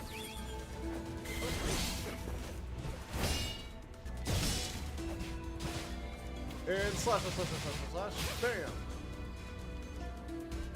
Heavy. Heavy. Yes! Got it. This has been your your regular reminder though to go by your library because they have cool shit. Actually, our 3D printer is finally working again. I tried to make the Ugin statue, but I need to increase the size because one of the horns broke off while I was printing one of the other wings. So I've been doing that this week. My first wing print failed because I tried to do them both at once, but I really realized it was because I was actually trying to do them too small, and the really thin feathers at the odd angle were causing it to, like, essentially pull apart with these, like, loops near the edge of the feather, where it was like hoops of thread, of filament, if that makes sense. Oh joy, creepy young girls are leading me on a chase about a creepy abandoned murder temple. Alright, Chiku investigation report. Alright, search the temple. Strangely, although the temple is the size of a village, completely empty and silent, couldn't find a single person. Heard of the following order. The order existed for centuries before the war, but many people joined the order in search of peace of mind. During the war, it grew so rapidly had enough followers to fill every corner of this giant temple. Yet somehow every single one of them disappeared in a single night. Initial search revealed there were no traces of anyone nearby leaving the temple, nor was any evidence of any fights occurring. So why did the followers disappear? Where did they have to go? We sent some soldiers deep inside to investigate. Within 2 hours, not a single one has come back. What are those rascals thinking, refusing to come back to the rest of the team? Are they trying to claim this huge temple for themselves or something? Sakase's team after them, drag them back, something. It's past the Eldritch time, but Sakase and his team aren't back yet. Something's fishy. He's usually very punctual. It's already late and the night winds are chilly. Then we should round up the remaining troops and head back to Records End here, where you can find red, extremely messy hair around the back of here. Let me out. I want out. Let me out of this cursed place. Let me out. Let me out. Let me out. Let me out. Oh, he's going insane. So they lock you in the creepy infinite palace and they let you go insane until you're corrupted by the demon. Got it. Not great, but hey, we just gotta kill the archdemon, then we can leave, right? Should be fine.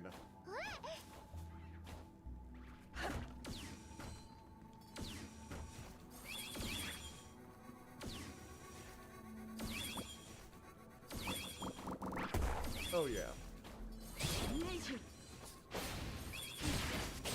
Oh, frick.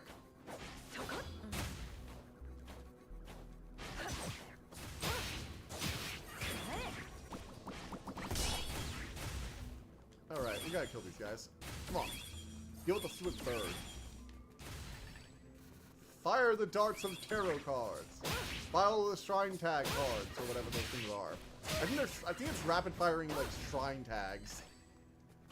I think that's what it is. Machine gun of shrine tags, go! Alright, let's see here.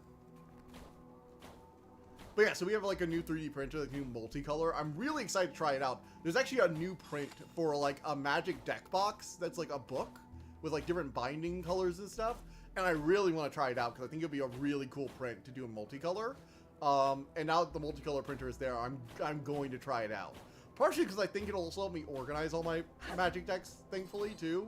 Because it'll be a lot easier like to stack them up on a shelf or something like that. Where I can easily see and check them, not to remember what deck box they're in. Like, I'll definitely keep some of my more regular ones in, like, the nice deck boxes, but it might be cool to, like, print deck boxes for, like, the ones I have, like, in storage, so to speak. The decks I'm not going to take apart. Oh, hey, you're here all alone? Yes, I must report. I am one of the supporters in charge of communications for this mission. Inside the temple is, quite strange. Much larger than it seems from the outside. It's even larger than the area covered by normal communication area arts. So that's why we need people on the outside to help with communication, report on the situation regularly, and it's really scary inside. All the seniors who went in there said they saw ghosts. They say ghosts. Not demons or archdemon. I know the details. Just be careful, please. Okay, so something weird and fucky is going on here outside the normal demon worship stuff. They did say it's faith with the heretical. Maybe they're like, they've got their own god. And it's, you know, real. Or maybe their god was actually secretly an archdemon all along. The moon is actually just the grandest archdemon of them all, luring you in with this desire before locking you into a sight of endless despair. Creepy ghost girls. This is giving me serious Ring vibes here. Maybe not Ring. There's gotta be other Japanese ghost girl stuff. I forgot how jarring first God of War combat can be on God mode. Wait, you're playing God mode? Oh, you're playing, like, the difficulty God mode. Sorry, I thought you were playing with the cheat mode. Whatever that's called. Stop following me.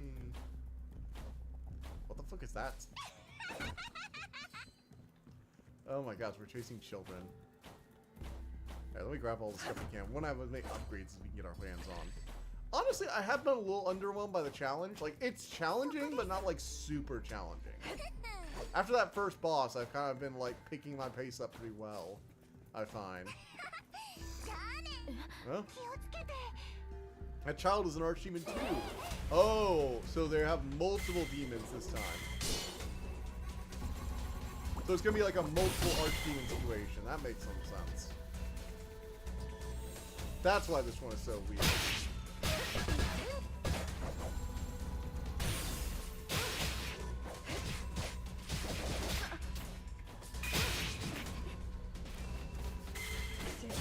Slice, slice, slice, slice.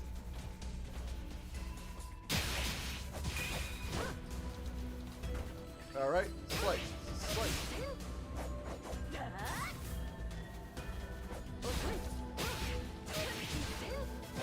All right, and double slash. See, it's been a while since I played the OG God of War. I have 100%ed all 3 of the original God of War games. Not the side games for like the PS Vita. I didn't 100% those, but I did actually 100% all like the God of War ones. Some of them were more challenging than others, but honestly, I didn't find them like super hard. I mean, I played on, I think, the hardest difficulty, I believe, in order to get all like the unlocks and stuff. That was back during my, like I like to mention, my 100% like period back in college, when I would find a bunch of games in discount bins and essentially just 100% them for the lulz.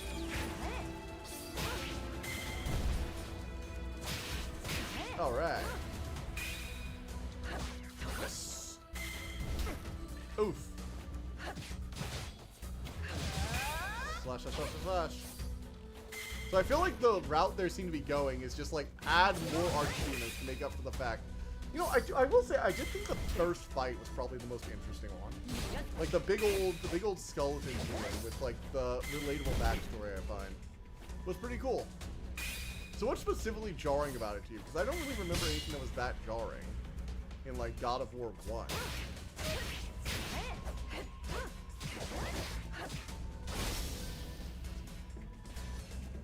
Okay. Not a great clear time, honestly.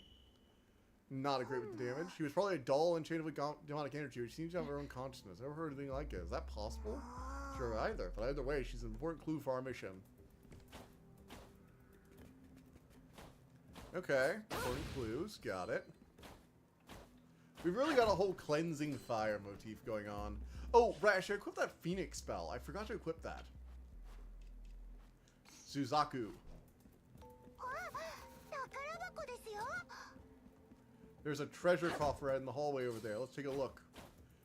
Yes! Treasure, treasure, treasure! More treasure! My hoarding instincts immediately flare up. Did you say treasure? I want treasure. More treasures. Ow.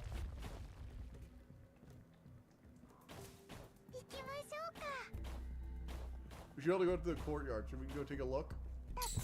Alright. Nice.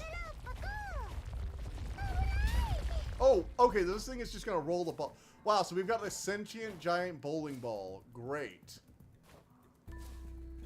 I hate sentient bowling balls. I hate those things so much. They are actually like a legitimate, like, recurring thing in games, in my opinion. But they suck so hard. Okay, so I guess this increases, like, my mana bar for the shots. Yep, blessed shower. So this increases the blessed shot's power. Okay. Not the mana pool, but the shot's power. That's still good. Overall, it's going to be more per health per bar. So that's what I'm looking for. Break that apart. Get some more flowers. Get some more spider lilies. I will say, I didn't really enjoy the God of War games back in the day. I hadn't played them until, like, college. And I eventually got around to it. And I was like, yeah, I can see why people love these. I think I might have actually played new God of War before old one, but don't quote me on that. I know it was like right around the same time. I either played the old ones because I found used copies and I heard that we were getting a new one soon, or I played the new one and then as a result I immediately was like, I should play the old ones. Save me, save me. It has lightning powers. Since when?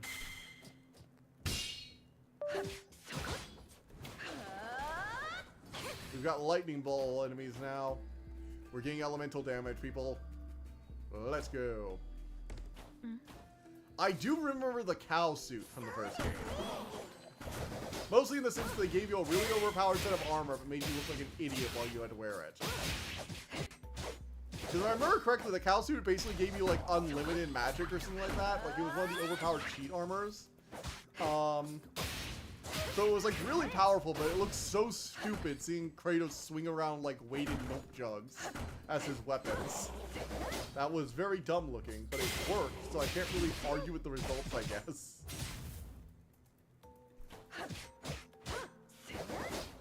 Oh. Okay. Breaking apart the boxes.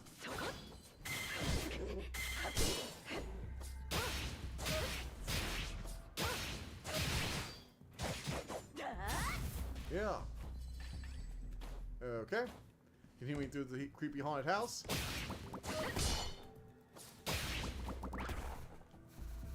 We're just gonna blast you from a distance, bud. Hope you don't mind. Don't really like getting close because then you'll try and ba-bomb me. Ba-bomb. Ba-bomb, ba-bomb, ba-bomb, ba-bomb, ba-bomb. Ba-bomb. Okay, let's see. We got a creepy house here. Oh, look, it's their creepy moon goddess. According to the full moon's records, the moon goddess is a real human ascended. Okay, so the moon goddess is definitely a demon. Of her, so detailed and consistent. Okay. There's a nice touch though, because it is true that god statues can tend to be a little like flexible in how they look. Mostly because the depictions of gods can change over time. If you want a really good example of this, look up versions of Dionysus throughout history. Because the version of Dionysus that I think you think of immediately, you know? Like the one you always think of, which is like the guy with, you know, the young guy with the grapes and like, you know, very athletic, very party friendly. That's like Roman Dionysus. That's like way later. It's like Alexander the Great era. That's not exactly ancient Greece Dionysus. In ancient Greece, he was more of a god of like madness. Yes, wine was a big thing for him because, well, he was a wine god. But like, he was very differently depicted. There's a whole OSP video going over his origins, which were way more like terrifying than I originally thought. Spirituals, what are they doing here? Sophia, but they haven't completely disappeared yet. This lingering power, is it fire? You've been scrapped. Scrapped.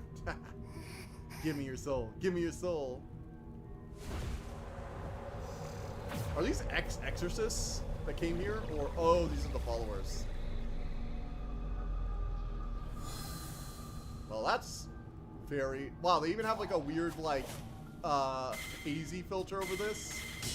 Which is giving me even more heavy ring vibes.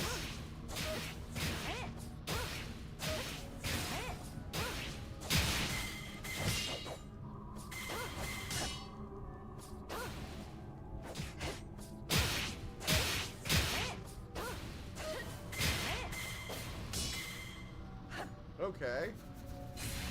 Shusaku, go! Fire! Okay, so these are a lot of these girls. Ooh, they are creepy looking.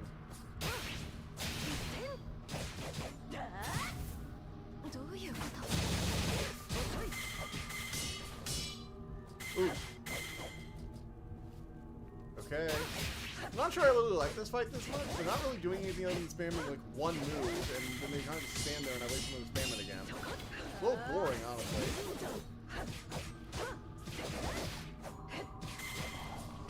Alright. And there are more of them, because of course there are more of them. I do wish I had unlocked some AoE attacks. I feel like this would go a lot quicker if I had done that.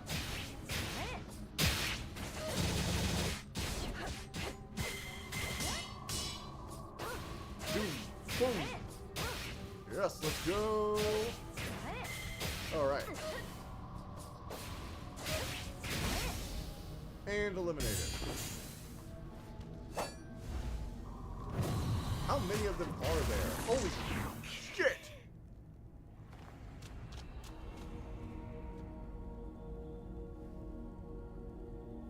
What's happening?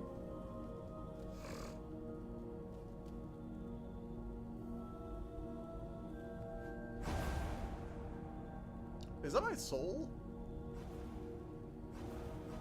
What the? You don't want to give up no matter what, am I right? Yes. Even if it's all utterly meaningless? That's right. Then, our power is yours. Oh, is this the exorcist who that spirit will belong to?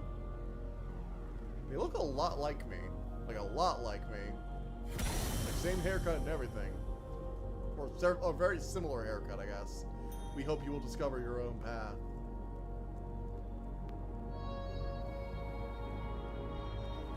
Mirage daydream. Oh yes, we got 2 swords now, bitches. Let's go. Like when Roronoa Zoa pops in that 3rd sword and everything goes all anime. This power. Are you? Go. She's waiting. Alright, we got our anime style power up. Let's go kick a moon's ass. Let's go kill the moon, people.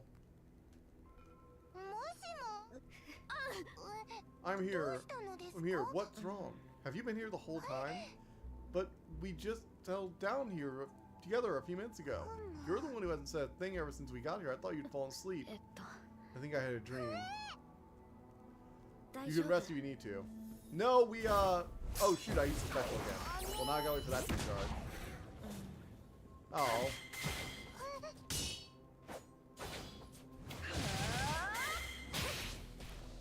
Aha! Destroyed.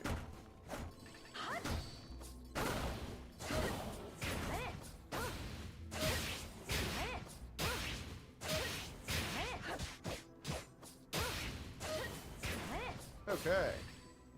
Using the wide sweeping attack to just like utterly wreck all these boxes. Yes. There we go. So no, what's your favorite God of War game? I'm actually curious. Are you like a big reboot guy, or are you more of like the classics?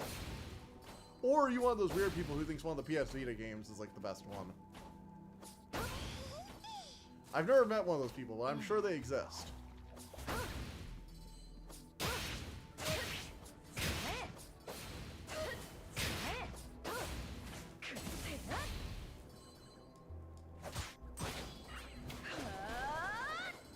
Yes.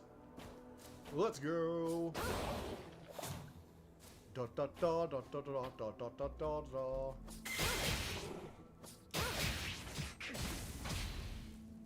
Oh, I did have an AoE attack. I just completely forgot it existed. I'm a moron.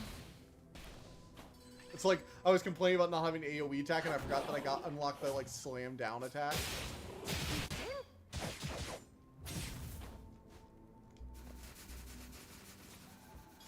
Okay. We unlocked more of that. Let's see. Let's see. What else? Ooh, more spirit flowers. One more of those. We need more spirit lilies. More currency. More of these little starbursts. Hey. Alright. Yes.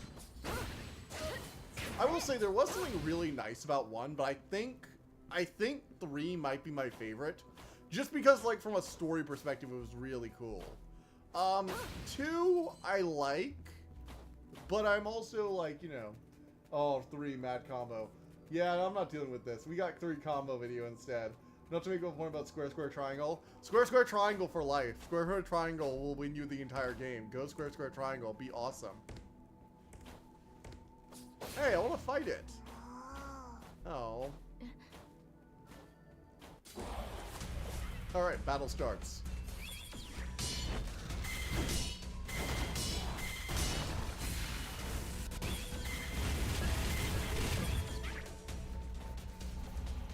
Alright. Move.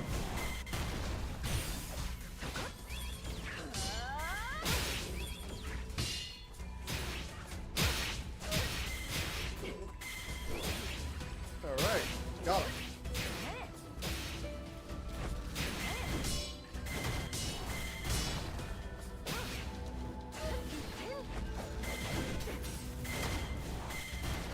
Alright, and release Shizaku again. And cross slash. Yes. You know, DMC also lets you find easily executable loops to abuse and let you beat the game with high ranking as well. Really, I thought DMC was harder than that. Like, I've heard DMC 2 is like a brutal game. Like, one of the most brutal, like, you know, stylistic fighters or whatever. Like, the stylish fighters, as you might call them. The Bayonetta DMCs. I've heard DMC 2 is, like, especially brutal. Like, it's one of the things I've always, like, kind of had my understanding of in the background for the DMC franchise, but the second game is just disgustingly brutal players.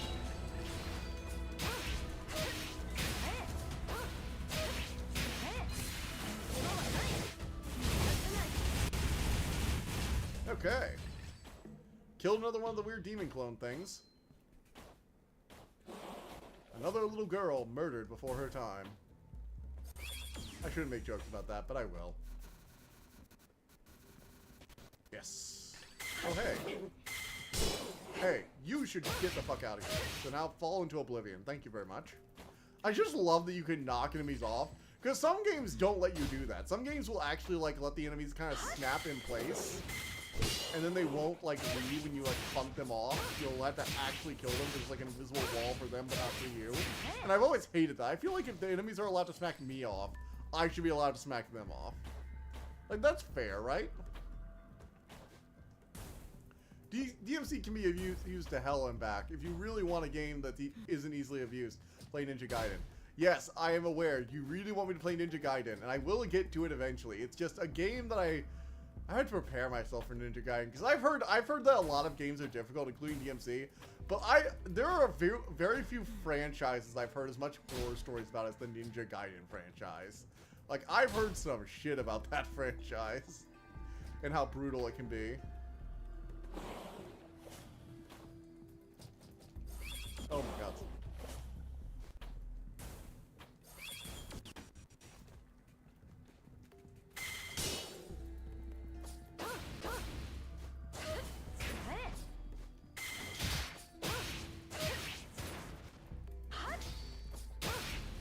Fall to your death.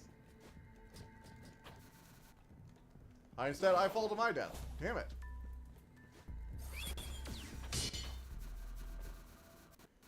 Shoot, shoot, shoot, shoot. Shoot. There we go. It's dead. Okay. Baloosh. I can coach you in if you'd like. You know, I might have to do Ninja Gaiden sometime soon, because I do feel like it's one of those games that I will eventually need to get to anyway. Just because it's very iconic, you know? And it's a gap in my critical lexicon that I'd like to fill. I actually am gonna be slowly filling Disco Elysium sometime soon. Because Assembly's finally got me on that hype train.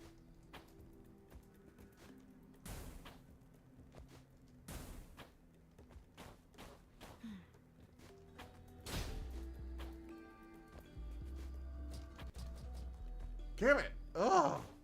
I hate it when the jump is, like, really annoying and I'm just, like, not doing it right. And I know I'm doing something wrong, but I'm just like, oof.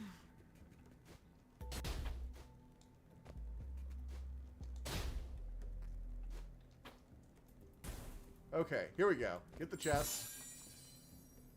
And we have to do it all over again because I'd be bad.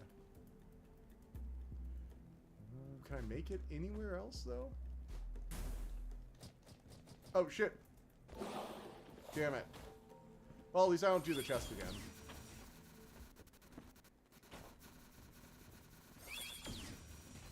Okay. One more time.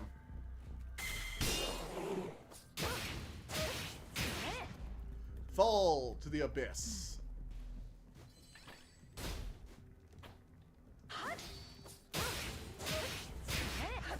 Drop down and die, please. Okay. And jump. And there. Aha. No, I probably want to figure it out myself. It's just, I need to prepare for it. And also, I do like playing some of the new stuff at the moment. So we'll probably find, like, another time. Honestly, Ninja Gaiden might be a pretty cool game to try out in Halloween. Maybe as, like, one of the variety hour things. And then if it's, like, if I really enjoy it, I could, like, hop into it as more of, like, a regular thing following Halloween. I might do that. Sometime around Halloween might be a good place to, like, do it, I feel. Okay, let's get through like 2 more demon lords tonight. Curiosity killed the cat. Oh look, it's the shrine, it's the cult leader from the very start. You are not welcome here. Okay, seriously, what's with the demon portaling? Really? Come on. Stop being mean. Fight us, demon, archdemon. You clearly have all this demonic power. The moonlit path. Oh joy! More platforming. We're inside a temple. Does that girl just teleport us here? I think this is a warning. But she's an archdemon. Why would she do that? Maybe they're actually survivors of the Full Moon Order? Want to keep investigating. We'll have to find a way out of this space. Ah, I thought we were about to get into the archdemon fight. You know, the ominous woman lurking at us from behind. I was like, oh, archdemon right there. Now, one game I did really enjoy, but I got, like, sidetracked on was Bayonetta. I did finish Bayonetta 1. I have not finished Bayonetta 2. And I will say, I hate that one mission where you're, like, having to, like, walk on a, where you're, like, essentially riding a missile. I got, like, near platinum, the whole thing. That and, like, 2 other missions are the only ones I couldn't do. And the other ones I at least got, like, golds on. That stupid, like, flight combat game where you're trying to dodge things on a missile and it's completely unrelated to the entire rest of the game, mechanic-wise. Ugh, I hated that because it's like a stain on my near-perfect platinum. That and like one other mission, which was the final boss fight, which I might have actually done a few more times, but I didn't feel like that Harrier mission was just going to be eternal stain. Yep, Ninja Guy, and you have to struggle though. Happiness is unlockable in the game, and actual combat requires actual understanding of martial tactics. Happiness is unlockable. When happiness is unlockable, that's not really selling me on a game, I gotta say. Wait, there's something down here. Ooh, I found something. Pretty. I will say, telling me happiness is unlockable is not exactly selling me on the game. Just putting that out there. You have to earn happiness. Just like in real life. Alright. Oof. Okay. Ouch. It can only be avoided with a parry. I do like there's a way to avoid them and they're not just an obstacle with no way of dealing with it. Oh shit. Yeah.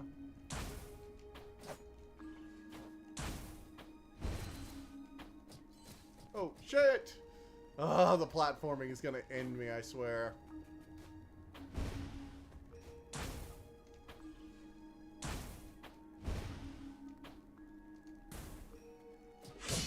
Oh man. This is a lot. Go flying, bitch. We have no need of thee. Okay, we jump through here, blast through here. You know, I will say, as surreal voids floating in space go, this game does have some nice ones. I think the cel-shaded art style works well for it. I've always been a fan of that animated cel-shaded like look. I know some people don't like that look, but I actually really enjoy cel-shaded.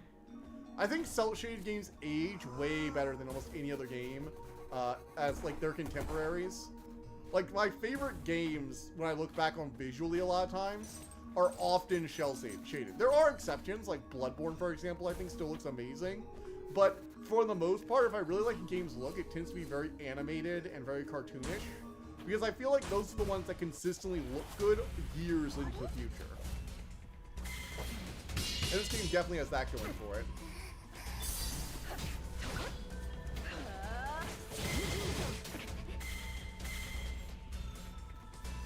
Alright, we're gonna get the laser beam going because we need to like shoot piercing shots here.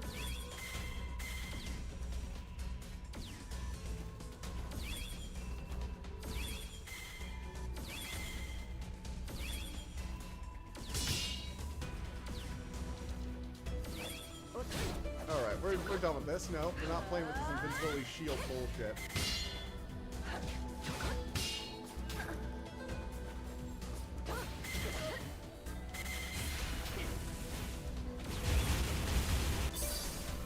Alright, there we go. Dealt with another one.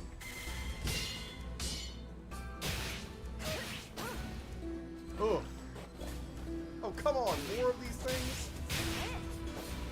Let me just get to your boss already. Yeah. Yeah. We're doing this. We are beating your ass. Get wrecked.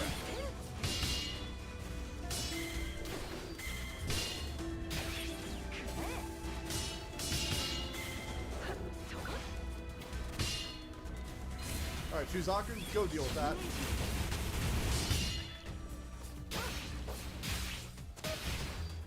Alright, and slashing move. Yes, got it. But this is unlockable as like no other happiness. Imagine the exquisite of all Imagine exquisite AI of fear, but you can shoot yourself through. Instead, you have to flee fights with enemies that combo you as well. Oh god, from the enemies can use comboing. Oh look, it's another Kushinada head. It's a sleepy head. This one's sleepy. But yet it can still run away. I'm guessing it's sleepwalking.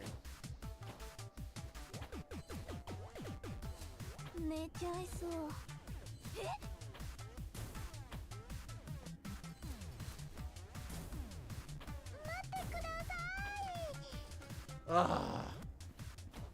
Damn it. Alright, come on. Let's keep going. Let's try this again. Keep moving, keep moving, keep moving.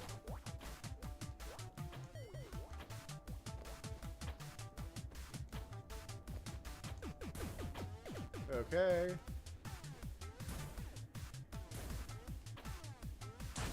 Alright, got it. Yes. Come on. Oh man. Ah, come on, keep catching up. Where's the fun finding enemy that does walking close and slaps you? I mean, there are plenty of ways to do enemies that aren't just walk close and slap you.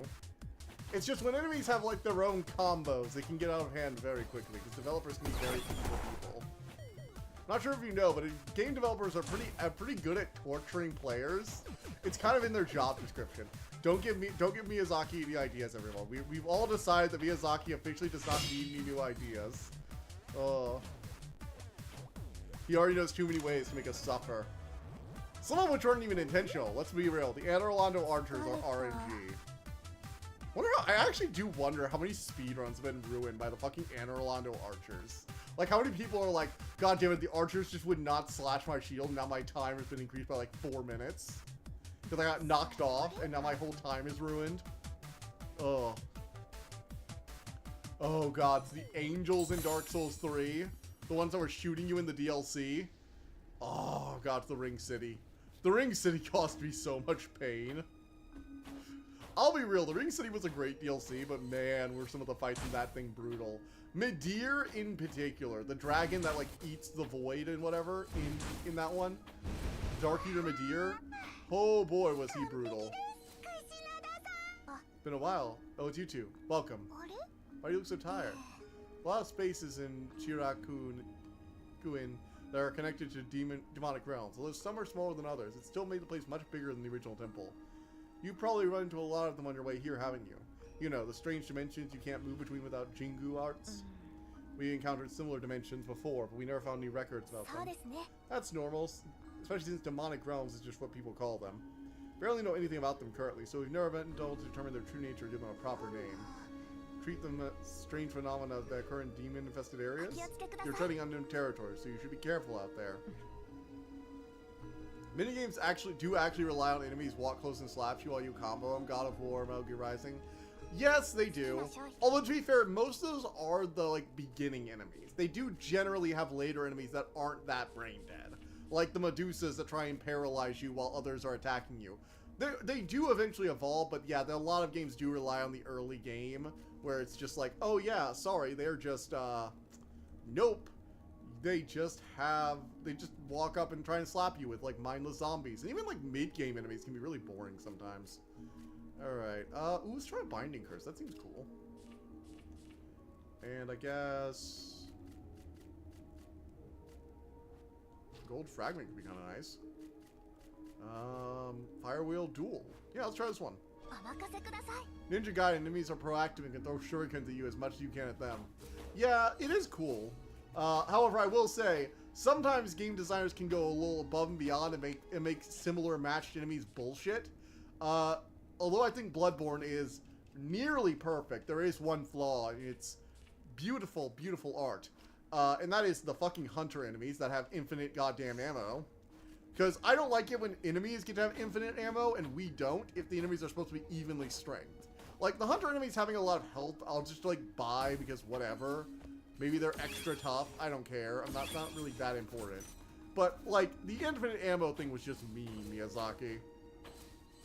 So do these guys have infinite ammo, and do you have limited ammo? Because that basically decides whether or not this is good or not. Oh, because if they do have infinite ammo, they will abuse it. I know from experience. Oh god, more of the floating shark things. Oh no. Oh, and now they turn to spikes, not just explode. Fun. Ow.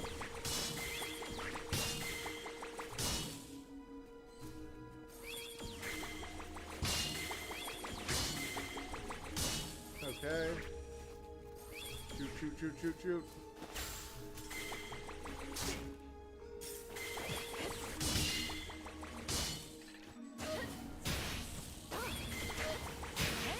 All right. Shoot, shoot, shoot. Oof. Got him. Okay. Killed them all. Let's keep going. Through the ring.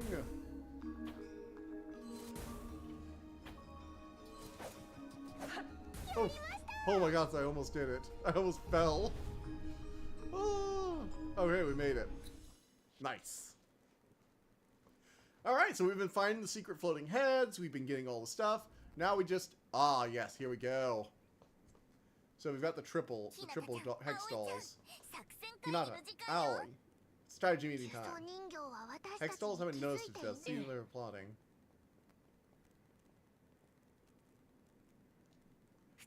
Look at this. What's that? It's so ugly. Yeah, it's ugly.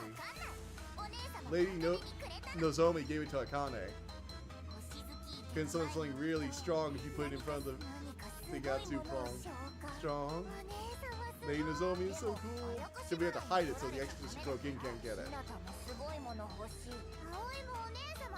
Lady Nozomi's present. Give me. Give it to Akane. Hands off. Let's go take it. Fucking hammer. Key item for this mission. If we add that, we should be able to get further in the temple where the archdemon is. They fucking broke it.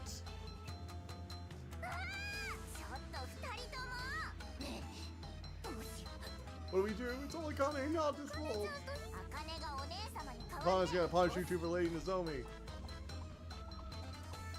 Yeah, they're gonna notice us. Come on. Wait, really? They ran away with the frat. Oh god, I gotta chase. Okay, so we're not finishing this tonight. They decided to make us go chase down each one individually. We're gonna kill at least one of them first. We'll kill at least one of them.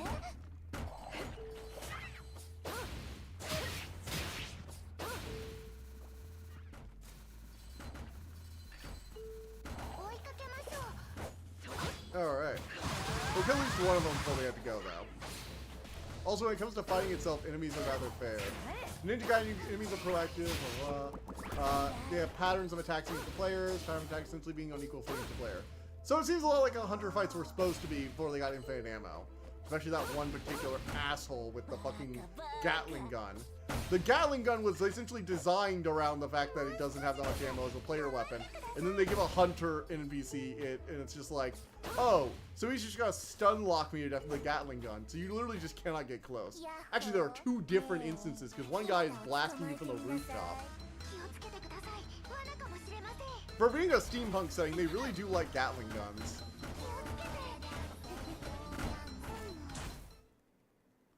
Alright. Little mini-boss fight time now. Let's go. Oh, come on. Really? We're still chasing this stupid thing?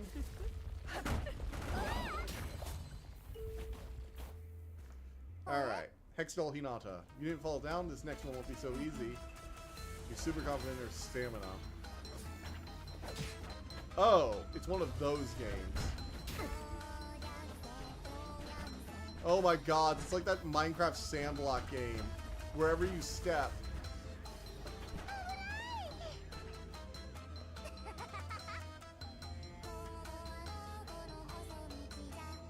You're tired by now, let's keep up the chase.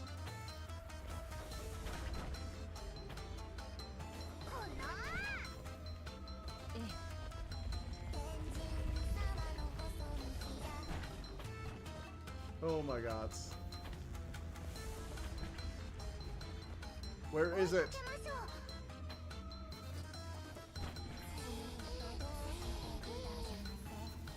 Oh, come on. Yeah, I do believe what makes you good enemy is proactivity that isn't just raw relentlessness. That is fair. Part of what makes them so dangerous is they just, like, don't seem to wear out. No, he's much nicer, unlike your two commoners. Good riddance, mean. Okay, this seems like a pretty good place to— whoa! Stop. Oh god, one of the sentient bowling balls is back. Fun. Anyway, it seems like a pretty good stopping point for tonight. Tomorrow we will go grab the other two, deal with another arch demon, and then deal with another arch demon after that. Sounds like a plan.